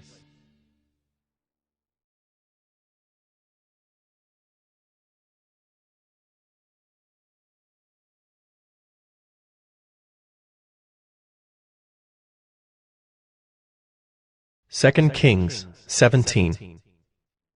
In the 12th year of Ahaz king of Judah, Hoshea the son of Elah began to reign in Samaria over Israel, and he reigned 9 years.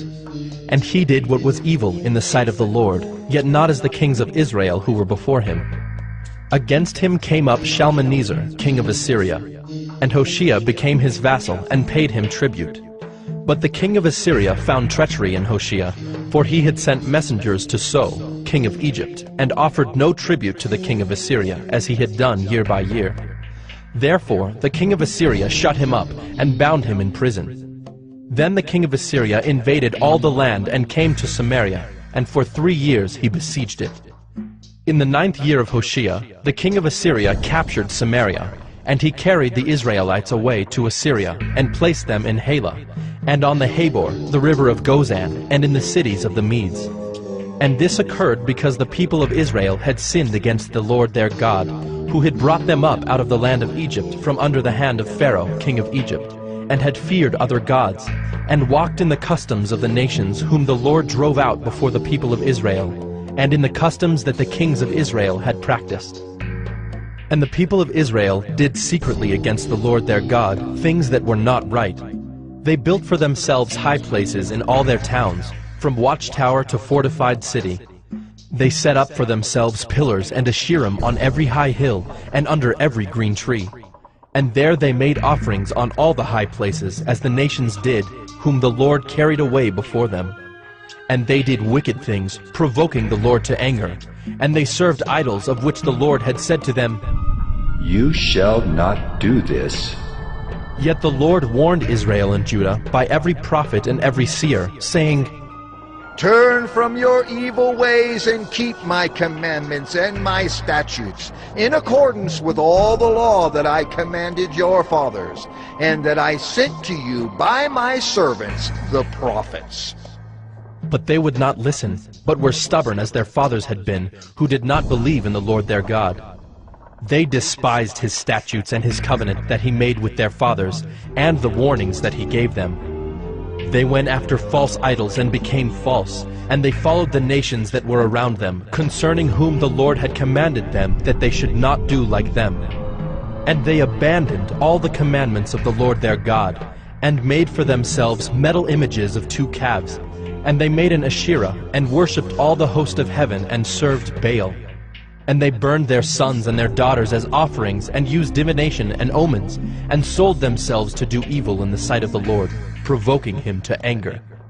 Therefore the Lord was very angry with Israel, and removed them out of his sight. None was left but the tribe of Judah only. Judah also did not keep the commandments of the Lord their God, but walked in the customs that Israel had introduced.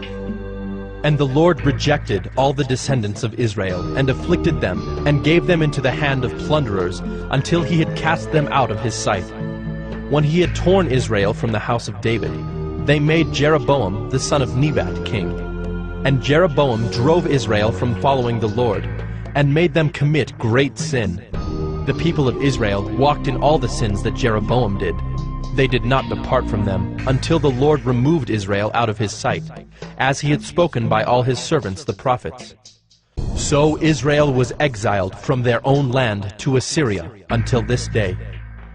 And the king of Assyria brought people from Babylon, Cutha, Ava, Hamath, and Sepharvaim, and placed them in the cities of Samaria instead of the people of Israel.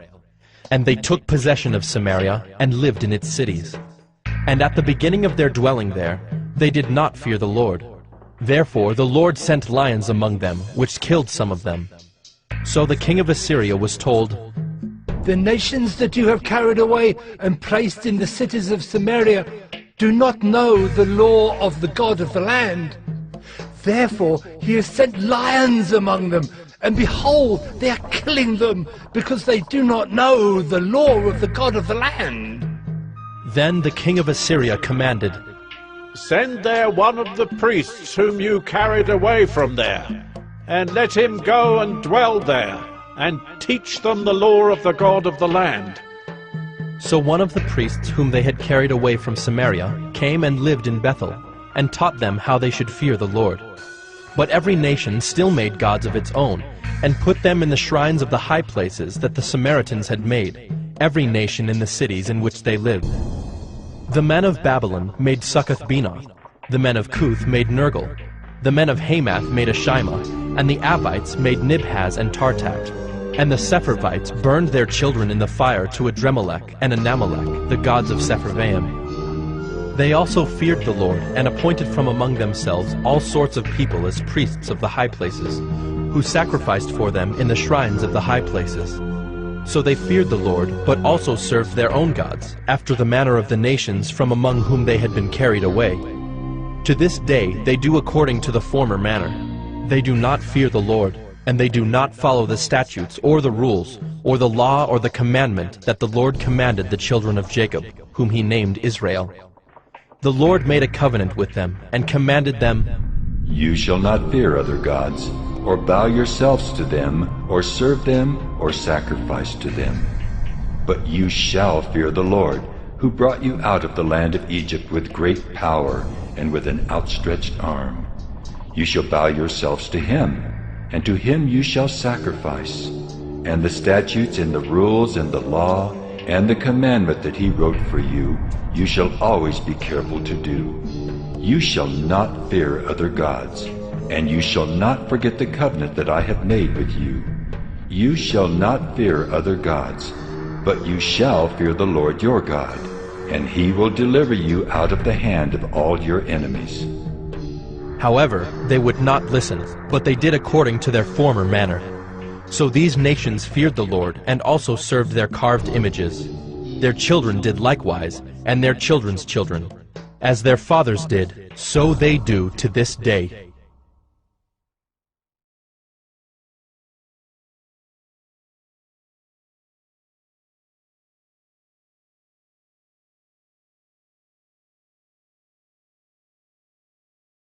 Second Kings 18.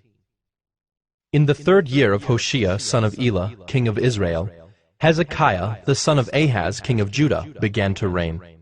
He was 25 years old when he began to reign, and he reigned 29 years in Jerusalem. His mother's name was Abi, the daughter of Zechariah. And he did what was right in the eyes of the Lord, according to all that David his father had done. He removed the high places, and broke the pillars, and cut down the Asherah. And he broke in pieces the bronze serpent that Moses had made. For until those days, the people of Israel had made offerings to it. It was called Nehushtan. He trusted in the Lord, the God of Israel, so that there was none like him among all the kings of Judah after him, nor among those who were before him. For he held fast to the Lord. He did not depart from following him, but kept the commandments that the Lord commanded Moses. And the Lord was with him. Wherever he went out, he prospered. He rebelled against the king of Assyria, and would not serve him. He struck down the Philistines as far as Gaza and its territory, from watchtower to fortified city. In the 4th year of King Hezekiah, which was the 7th year of Hoshea son of Elah, king of Israel, Shalmaneser, king of Assyria, came up against Samaria, and besieged it. And at the end of 3 years he took it. In the 6th year of Hezekiah, which was the 9th year of Hoshea king of Israel, Samaria was taken. The king of Assyria carried the Israelites away to Assyria, and put them in Halah, and on the Habor, the river of Gozan, and in the cities of the Medes, because they did not obey the voice of the Lord their God, but transgressed his covenant, even all that Moses the servant of the Lord commanded. They neither listened nor obeyed. In the 14th year of King Hezekiah, Sennacherib, king of Assyria, came up against all the fortified cities of Judah, and took them. And Hezekiah, king of Judah, sent to the king of Assyria at Lachish, saying, I have done wrong. Withdraw from me. Whatever you impose on me, I will bear. And the king of Assyria required of Hezekiah king of Judah 300 talents of silver and 30 talents of gold. And Hezekiah gave him all the silver that was found in the house of the Lord, and in the treasuries of the king's house. At that time Hezekiah stripped the gold from the doors of the temple of the Lord, and from the doorposts that Hezekiah king of Judah had overlaid, and gave it to the king of Assyria. And the king of Assyria sent the Tartan, the Rabsaris, and the Rabshakeh with a great army from Lachish to King Hezekiah at Jerusalem. And they went up and came to Jerusalem. When they arrived, they came and stood by the conduit of the upper pool, which is on the highway to the washer's field. And when they called for the king, there came out to them Eliakim the son of Hilkiah, who was over the household, and Shebna the secretary, and Joah the son of Asaph the recorder. And the Rabshakeh said to them, Say to Hezekiah, Thus says the great king, the king of Assyria, On what do you rest this trust of yours? Do you think that mere words are strategy and power for war? In whom do you now trust? That you have rebelled against me. Behold, you are trusting now in Egypt, that broken reed of a staff, which will pierce the hand of any man who leans on it. Such is Pharaoh, king of Egypt, to all who trust in him. But if you say to me, We trust in the Lord our God, is it not he whose high places and altars Hezekiah has removed, saying to Judah and to Jerusalem, You shall worship before this altar in Jerusalem? Come now, make a wager with my master, the king of Assyria. I will give you 2,000 horses, if you are able on your part to set riders on them. How then can you repulse a single captain among the least of my master's servants, when you trust in Egypt for chariots and for horsemen? Moreover, is it without the Lord that I have come up against this place to destroy it? The Lord said to me, Go up against this land and destroy it. Then Eliakim the son of Hilkiah, and Shebna and Joah, said to the Rabshakeh, Please speak to your servants in Aramaic, for we understand it. Do not speak to us in the language of Judah within the hearing of the people who were on the wall. But the Rabshakeh said to them, Has my master sent me to speak these words to your master and to you, and not to the men sitting on the wall, who are doomed with you to eat their own dung and to drink their own urine? Then the Rabshakeh stood and called out in a loud voice in the language of Judah, Hear the word of the great king, the king of Assyria. Thus says the king, Do not let Hezekiah deceive you, for he will not be able to deliver you out of my hand. Do not let Hezekiah make you trust in the Lord by saying, The Lord will surely deliver us, and this city will not be given into the hand of the king of Assyria. Do not listen to Hezekiah, for thus says the king of Assyria, Make your peace with me, and come out to me. Then each one of you will eat of his own vine, and each one of his own fig tree, and each one of you will drink the water of his own cistern, until I come and take you away to a land like your own land, a land of grain and wine, a land of bread and vineyards, a land of olive trees and honey, that you may live and not die. And do not listen to Hezekiah when he misleads you by saying, The Lord will deliver us. Has any of the gods of the nations ever delivered his land out of the hand of the king of Assyria? Where are the gods of Hamath and Arpad? Where are the gods of Sepharvaim, Hena, and Ivah? Have they delivered Samaria out of my hand? Who among all the gods of the lands have delivered their lands out of my hand, that the Lord should deliver Jerusalem out of my hand? But the people were silent, and answered him not a word, for the king's command was, Do not answer him. Then Eliakim the son of Hilkiah, who was over the household, and Shebna the secretary, and Joah the son of Asaph the recorder, came to Hezekiah with their clothes torn, and told him the words of the Rabshakeh.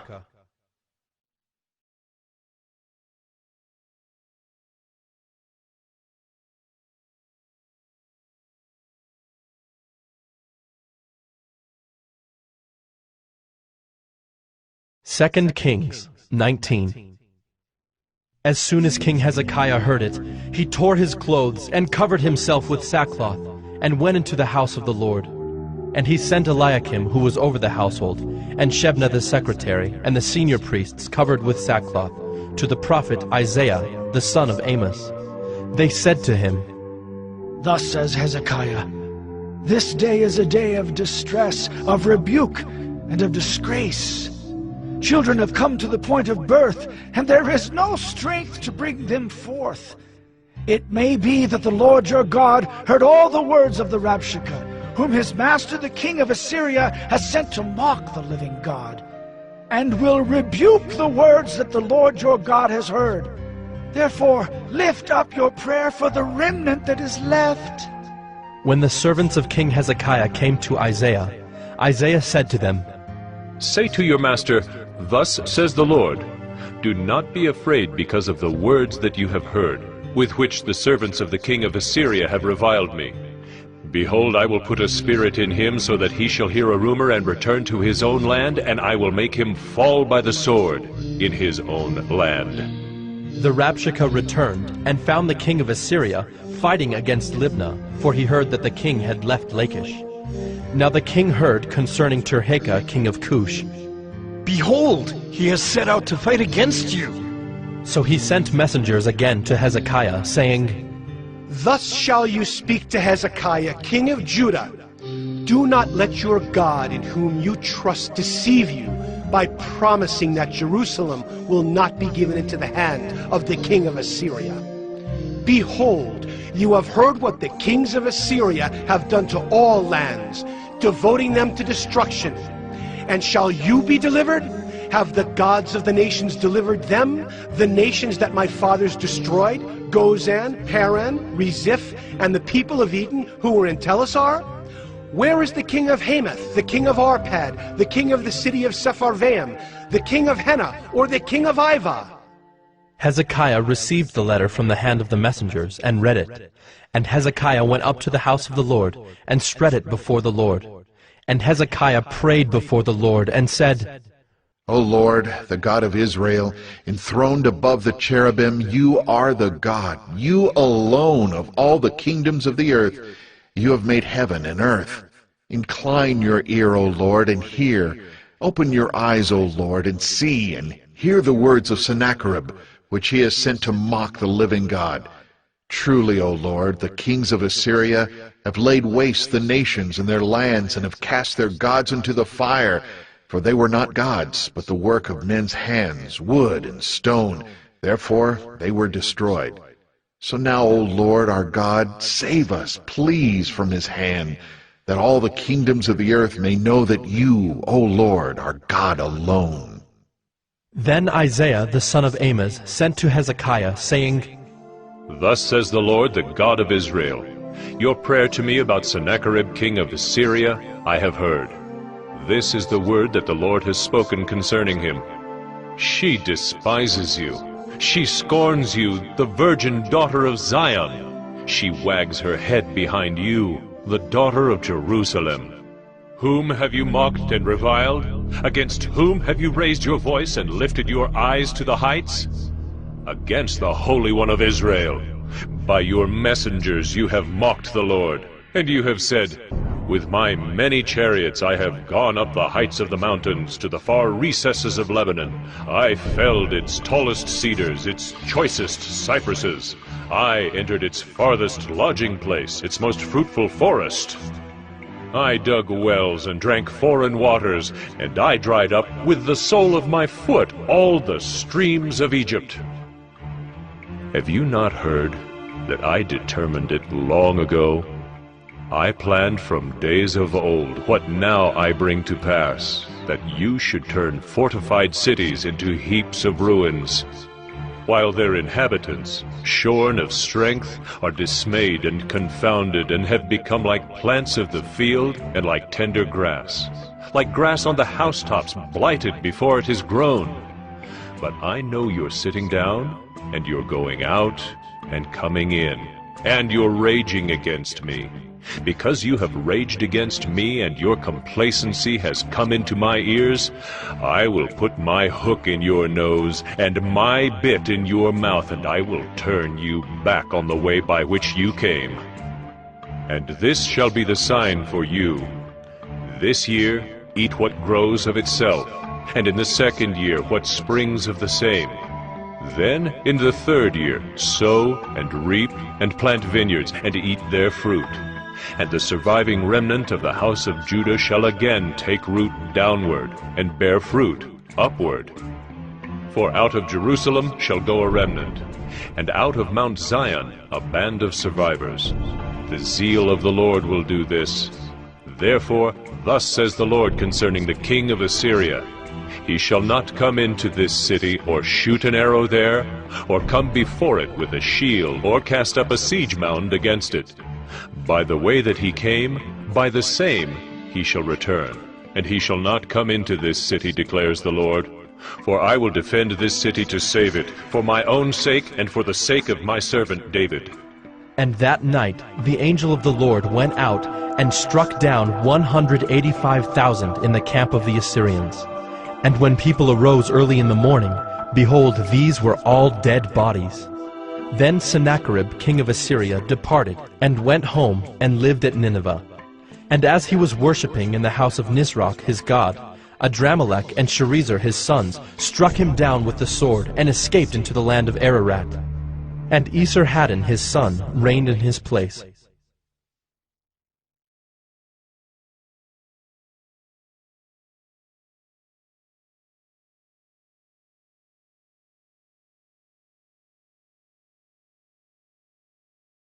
Second Kings 20.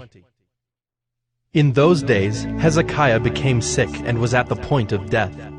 And Isaiah the prophet, the son of Amoz, came to him and said to him, Thus says the Lord, Set your house in order, for you shall die. You shall not recover. Then Hezekiah turned his face to the wall and prayed to the Lord, saying, Now, O Lord, please remember how I have walked before you in faithfulness and with a whole heart, and have done what is good in your sight. And Hezekiah wept bitterly. And before Isaiah had gone out of the middle court, the word of the Lord came to him. Turn back and say to Hezekiah, the leader of my people, Thus says the Lord, the God of David your father, I have heard your prayer. I have seen your tears. Behold, I will heal you. On the third day you shall go up to the house of the Lord, and I will add 15 years to your life. I will deliver you and this city out of the hand of the king of Assyria, and I will defend this city for my own sake, and for my servant David's sake. And Isaiah said, Bring a cake of figs, and let them take and lay it on the boil, that he may recover. And Hezekiah said to Isaiah, What shall be the sign that the Lord will heal me, and that I shall go up to the house of the Lord on the third day? And Isaiah said, This shall be the sign to you from the Lord, that the Lord will do the thing that he has promised. Shall the shadow go forward 10 steps, or go back 10 steps? And Hezekiah answered, It is an easy thing for the shadow to lengthen 10 steps. Rather let the shadow go back 10 steps. And Isaiah the prophet called to the Lord, and he brought the shadow back 10 steps, by which it had gone down on the steps of Ahaz. At that time Merodach-Baladan, the son of Baladan, king of Babylon, sent envoys with letters and a present to Hezekiah, for he heard that Hezekiah had been sick. And Hezekiah welcomed them, and he showed them all his treasure house, the silver, the gold, the spices, the precious oil, his armory, all that was found in his storehouses. There was nothing in his house or in all his realm that Hezekiah did not show them. Then Isaiah the prophet came to King Hezekiah and said to him, What did these men say? And from where did they come to you? And Hezekiah said, They have come from a far country, from Babylon. He said, What have they seen in your house? And Hezekiah answered, They have seen all that is in my house. There is nothing in my storehouses that I did not show them. Then Isaiah said to Hezekiah, Hear the word of the Lord. Behold, The days are coming when all that is in your house, and that which your fathers have stored up till this day, shall be carried to Babylon. Nothing shall be left, says the Lord. And some of your own sons who shall be born to you shall be taken away, and they shall be eunuchs in the palace of the king of Babylon. Then said Hezekiah to Isaiah, The word of the Lord that you have spoken is good. For he thought, Why not, if there will be peace and security in my days? The rest of the deeds of Hezekiah, and all his might, and how he made the pool and the conduit, and brought water into the city, are they not written in the book of the Chronicles of the kings of Judah? And Hezekiah slept with his fathers, and Manasseh his son reigned in his place.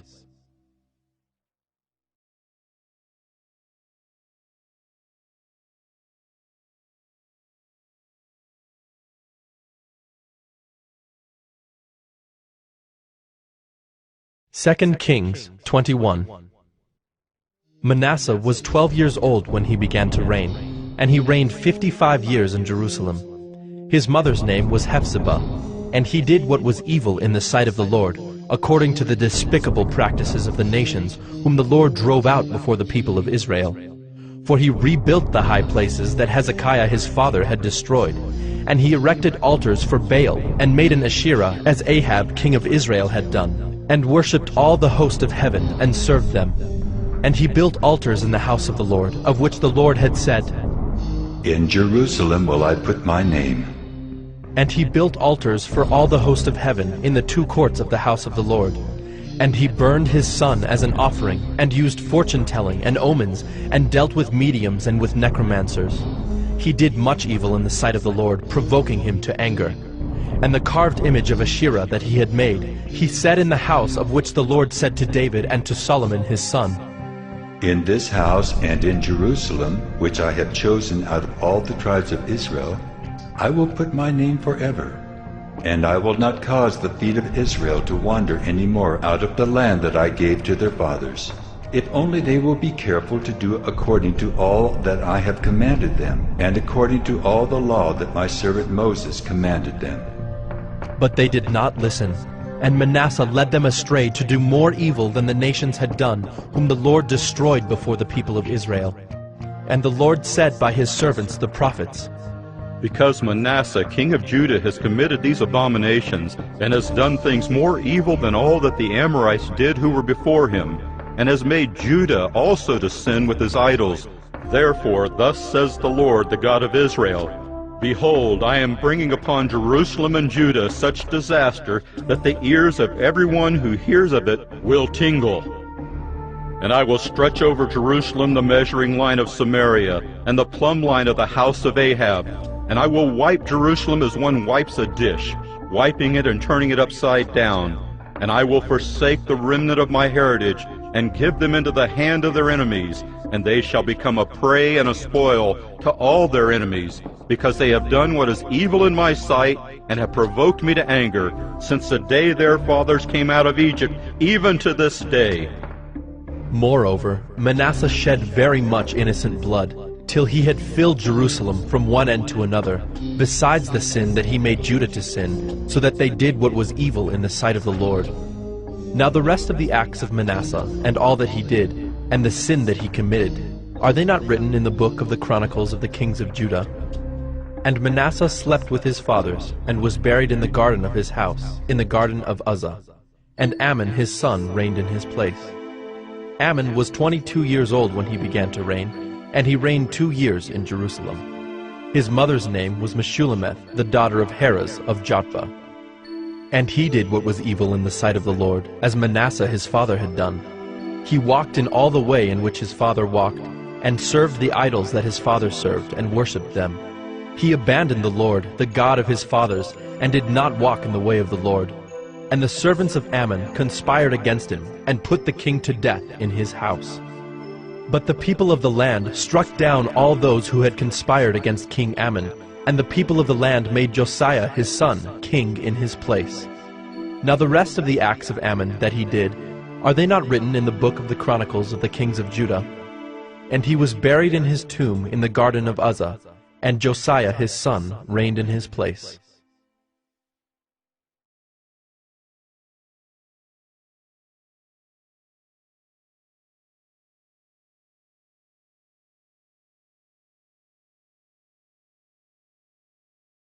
2 Kings 22. Josiah was 8 years old when he began to reign, and he reigned 31 years in Jerusalem. His mother's name was Jedidah, the daughter of Adaiah of Bozkath. And he did what was right in the eyes of the Lord, and walked in all the way of David his father. And he did not turn aside to the right or to the left. In the 18th year of King Josiah, the king sent Shaphan, the son of Azaliah, son of Meshullam the secretary, to the house of the Lord, saying, Go up to Hilkiah the high priest, that he may count the money that has been brought into the house of the Lord, which the keepers of the threshold have collected from the people. And let it be given into the hand of the workmen who have the oversight of the house of the Lord, and let them give it to the workmen who are at the house of the Lord, repairing the house, that is, to the carpenters, and to the builders, and to the masons. And let them use it for buying timber and quarried stone to repair the house. But no accounting shall be asked from them, for the money that is delivered into their hand, for they deal honestly. And Hilkiah the high priest said to Shaphan the secretary, I have found the book of the law in the house of the Lord. And Hilkiah gave the book to Shaphan, and he read it. And Shaphan the secretary came to the king, and reported to the king, Your servants have emptied out the money that was found in the house, and have delivered it into the hand of the workmen, who have the oversight of the house of the Lord.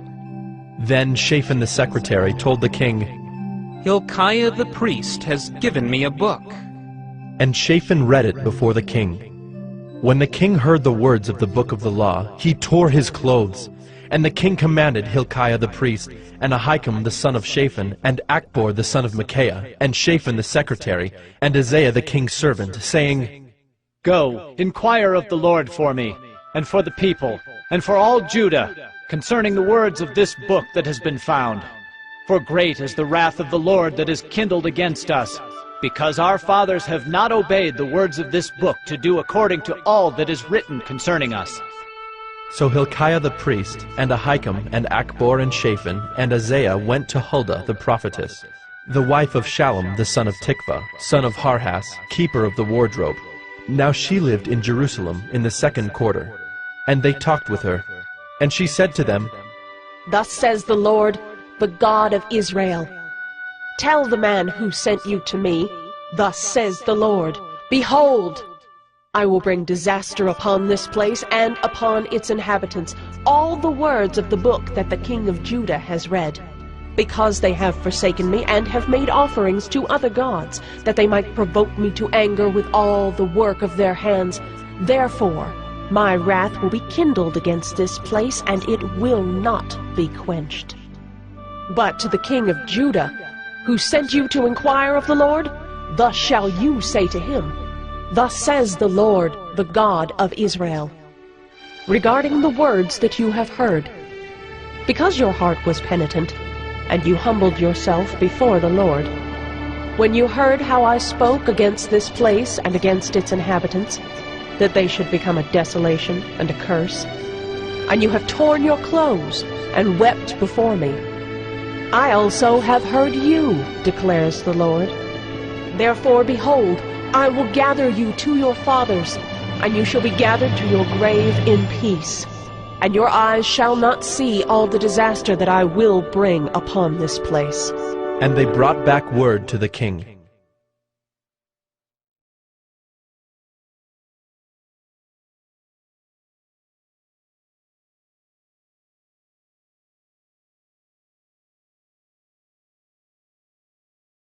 Second Kings 23. Then the king sent, and all the elders of Judah and Jerusalem were gathered to him. And the king went up to the house of the Lord, and with him all the men of Judah and all the inhabitants of Jerusalem, and the priests and the prophets, all the people, both small and great. And he read in their hearing all the words of the book of the covenant that had been found in the house of the Lord. And the king stood by the pillar and made a covenant before the Lord, to walk after the Lord, and to keep his commandments, and his testimonies, and his statutes, with all his heart and all his soul, to perform the words of this covenant that were written in this book. And all the people joined in the covenant. And the king commanded Hilkiah the high priest, and the priests of the 2nd order, and the keepers of the threshold, to bring out of the temple of the Lord all the vessels made for Baal, for Asherah, and for all the host of heaven. He burned them outside Jerusalem in the fields of the Kidron, and carried their ashes to Bethel. And he deposed the priests whom the kings of Judah had ordained to make offerings in the high places, at the cities of Judah and around Jerusalem. Those also who burned incense to Baal, to the sun and the moon and the constellations, and all the host of the heavens. And he brought out the Asherah from the house of the Lord, outside Jerusalem, to the brook Kidron, and burned it at the brook Kidron, and beat it to dust, and cast the dust of it upon the graves of the common people. And he broke down the houses of the male cult prostitutes who were in the house of the Lord, where the women wove hangings for the Asherah. And he brought all the priests out of the cities of Judah, and defiled the high places where the priests had made offerings, from Geba to Beersheba.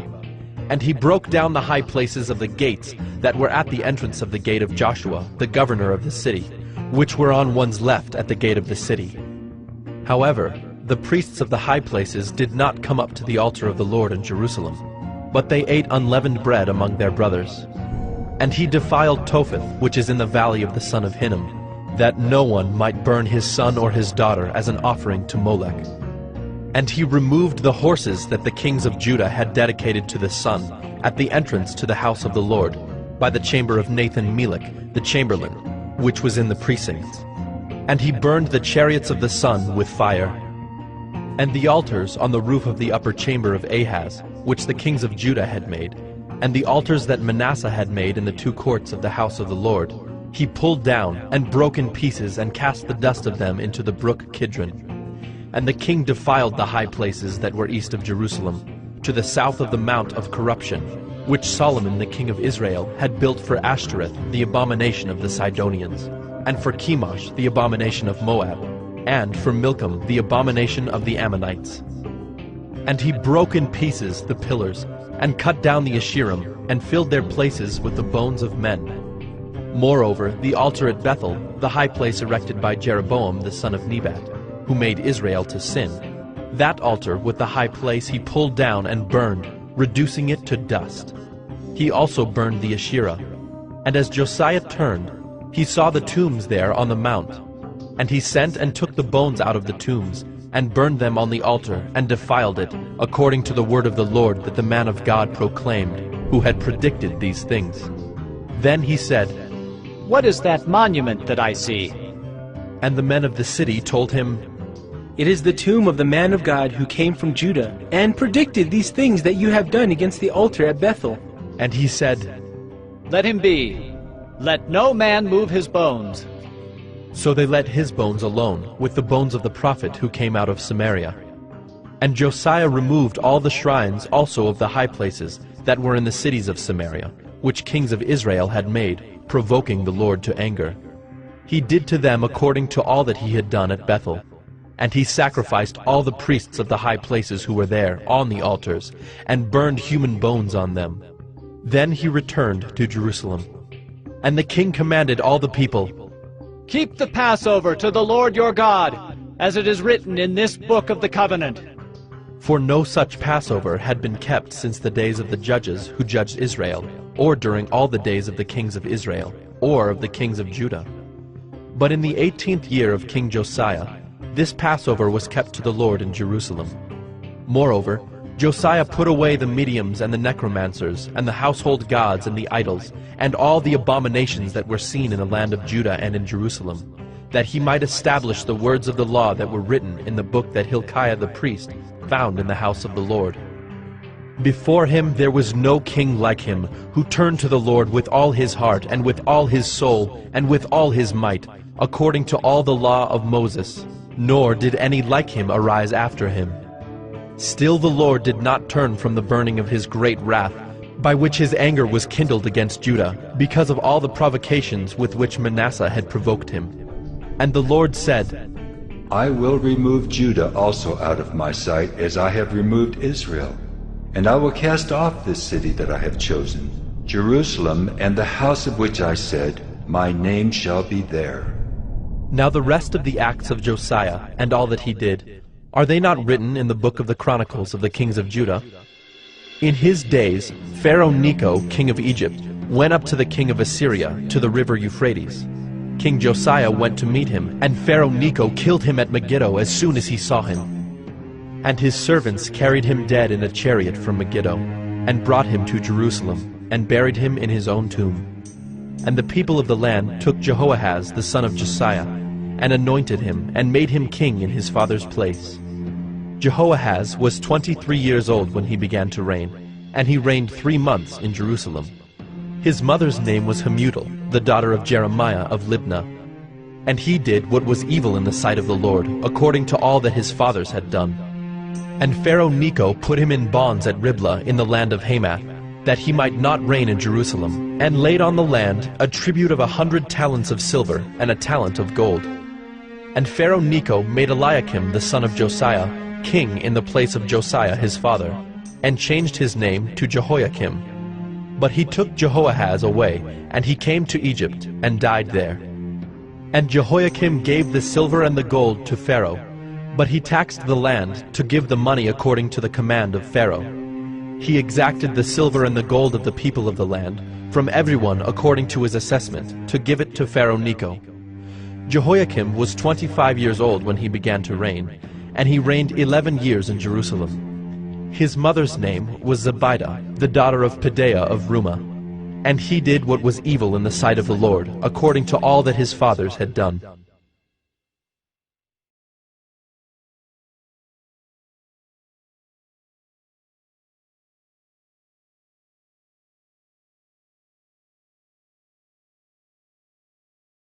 Second Kings 24. In his days Nebuchadnezzar, king of Babylon, came up, and Jehoiakim became his servant 3 years. Then he turned and rebelled against him. And the Lord sent against him bands of the Chaldeans, and bands of the Syrians, and bands of the Moabites, and bands of the Ammonites, and sent them against Judah to destroy it, according to the word of the Lord that he spoke by his servants the prophets. Surely this came upon Judah at the command of the Lord, to remove them out of his sight for the sins of Manasseh, according to all that he had done, and also for the innocent blood that he had shed. For he filled Jerusalem with innocent blood, and the Lord would not pardon. Now the rest of the deeds of Jehoiakim, and all that he did, are they not written in the book of the Chronicles of the kings of Judah? So Jehoiakim slept with his fathers, and Jehoiakim his son reigned in his place. And the king of Egypt did not come again out of his land, for the king of Babylon had taken all that belonged to the king of Egypt, from the brook of Egypt to the river Euphrates. Jehoiakim was 18 years old when he became king, and he reigned 3 months in Jerusalem. His mother's name was Nehushta, the daughter of Elnathan of Jerusalem. And he did what was evil in the sight of the Lord, according to all that his father had done. At that time the servants of Nebuchadnezzar, king of Babylon, came up to Jerusalem, and the city was besieged. And Nebuchadnezzar, king of Babylon, came to the city while his servants were besieging it. And Jehoiakim, the king of Judah, gave himself up to the king of Babylon, himself and his mother, and his servants and his officials and his palace officials.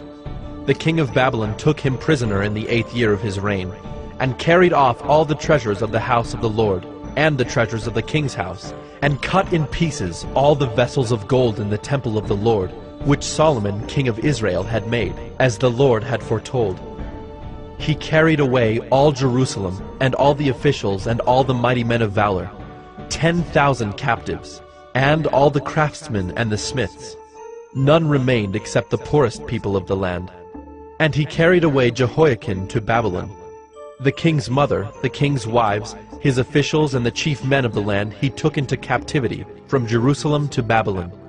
And the king of Babylon brought captive to Babylon all the men of valor, 7,000, and the craftsmen and the metalworkers, 1,000, all of them strong and fit for war. And the king of Babylon made Mattaniah, Jehoiakim's uncle, king in his place, and changed his name to Zedekiah. Zedekiah was 21 years old when he became king, and he reigned 11 years in Jerusalem. His mother's name was Hamutal, the daughter of Jeremiah of Libnah. And he did what was evil in the sight of the Lord, according to all that Jehoiakim had done. For because of the anger of the Lord, it came to the point in Jerusalem and Judah that he cast them out from his presence. And Zedekiah rebelled against the king of Babylon.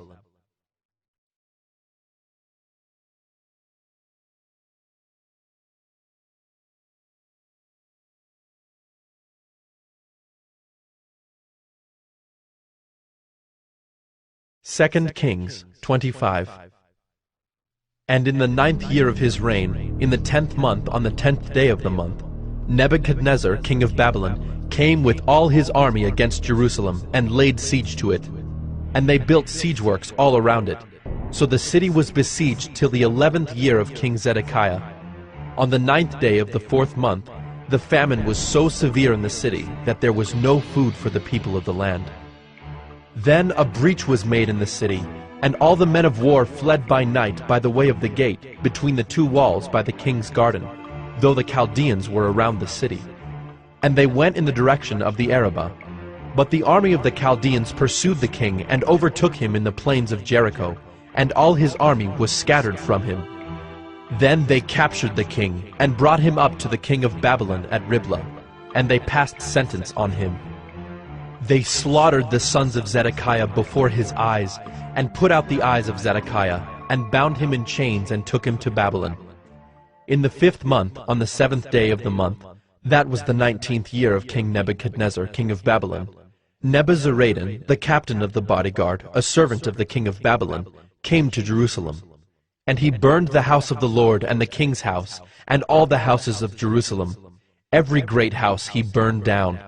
And all the army of the Chaldeans who were with the captain of the guard broke down the walls around Jerusalem.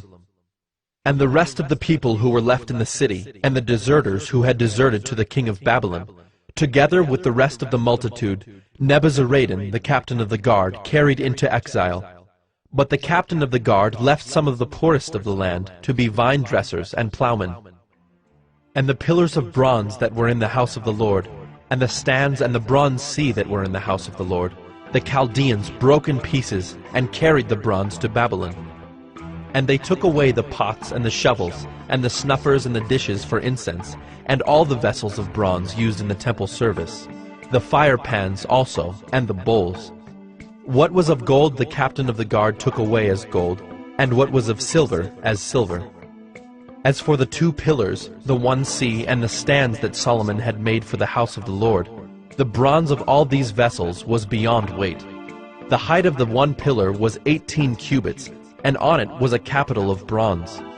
The height of the capital was 3 cubits.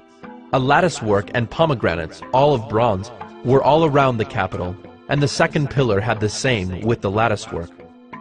And the captain of the guard took Seraiah the chief priest, and Zephaniah the second priest, and the 3 keepers of the threshold. And from the city he took an officer who had been in command of the men of war, and 5 men of the king's council, who were found in the city, and the secretary of the commander of the army, who mustered the people of the land, and 60 men of the people of the land, who were found in the city. And Nebuzaradan, the captain of the guard, took them, and brought them to the king of Babylon at Riblah. And the king of Babylon struck them down, and put them to death at Riblah in the land of Hamath. So Judah was taken into exile out of its land. And over the people who remained in the land of Judah, whom Nebuchadnezzar king of Babylon had left, he appointed Gedaliah, the son of Ahikam, son of Shaphan, governor. Now when all the captains and their men heard that the king of Babylon had appointed Gedaliah governor, they came with their men to Gedaliah at Mizpah, namely Ishmael the son of Nethaniah, and Johanan the son of Kareah, and Seraiah the son of Tanhumeth, the Netophathite, and Jaazaniah the son of the Maacathite. And Gedaliah swore to them and their men, saying, Do not be afraid because of the Chaldean officials. Live in the land, and serve the king of Babylon, and it shall be well with you. But in the 7th month, Ishmael the son of Nethaniah, son of Elishama of the royal family, came with 10 men, and struck down Gedaliah, and put him to death, along with the Jews and the Chaldeans who were with him at Mizpah. Then all the people, both small and great, and the captains of the forces arose and went to Egypt, for they were afraid of the Chaldeans. And in the 37th year of the exile of Jehoiakim, king of Judah, in the 12th month, on the 27th day of the month, Evil-Merodach, king of Babylon, in the year that he began to reign, graciously freed Jehoiakim, king of Judah, from prison. And he spoke kindly to him, and gave him his seat above the seats of the kings who were with him in Babylon. So Jehoiakim put off his prison garments, and every day of his life he dined regularly at the king's table, and for his allowance, a regular allowance was given him by the king, according to his daily needs, as long as he lived.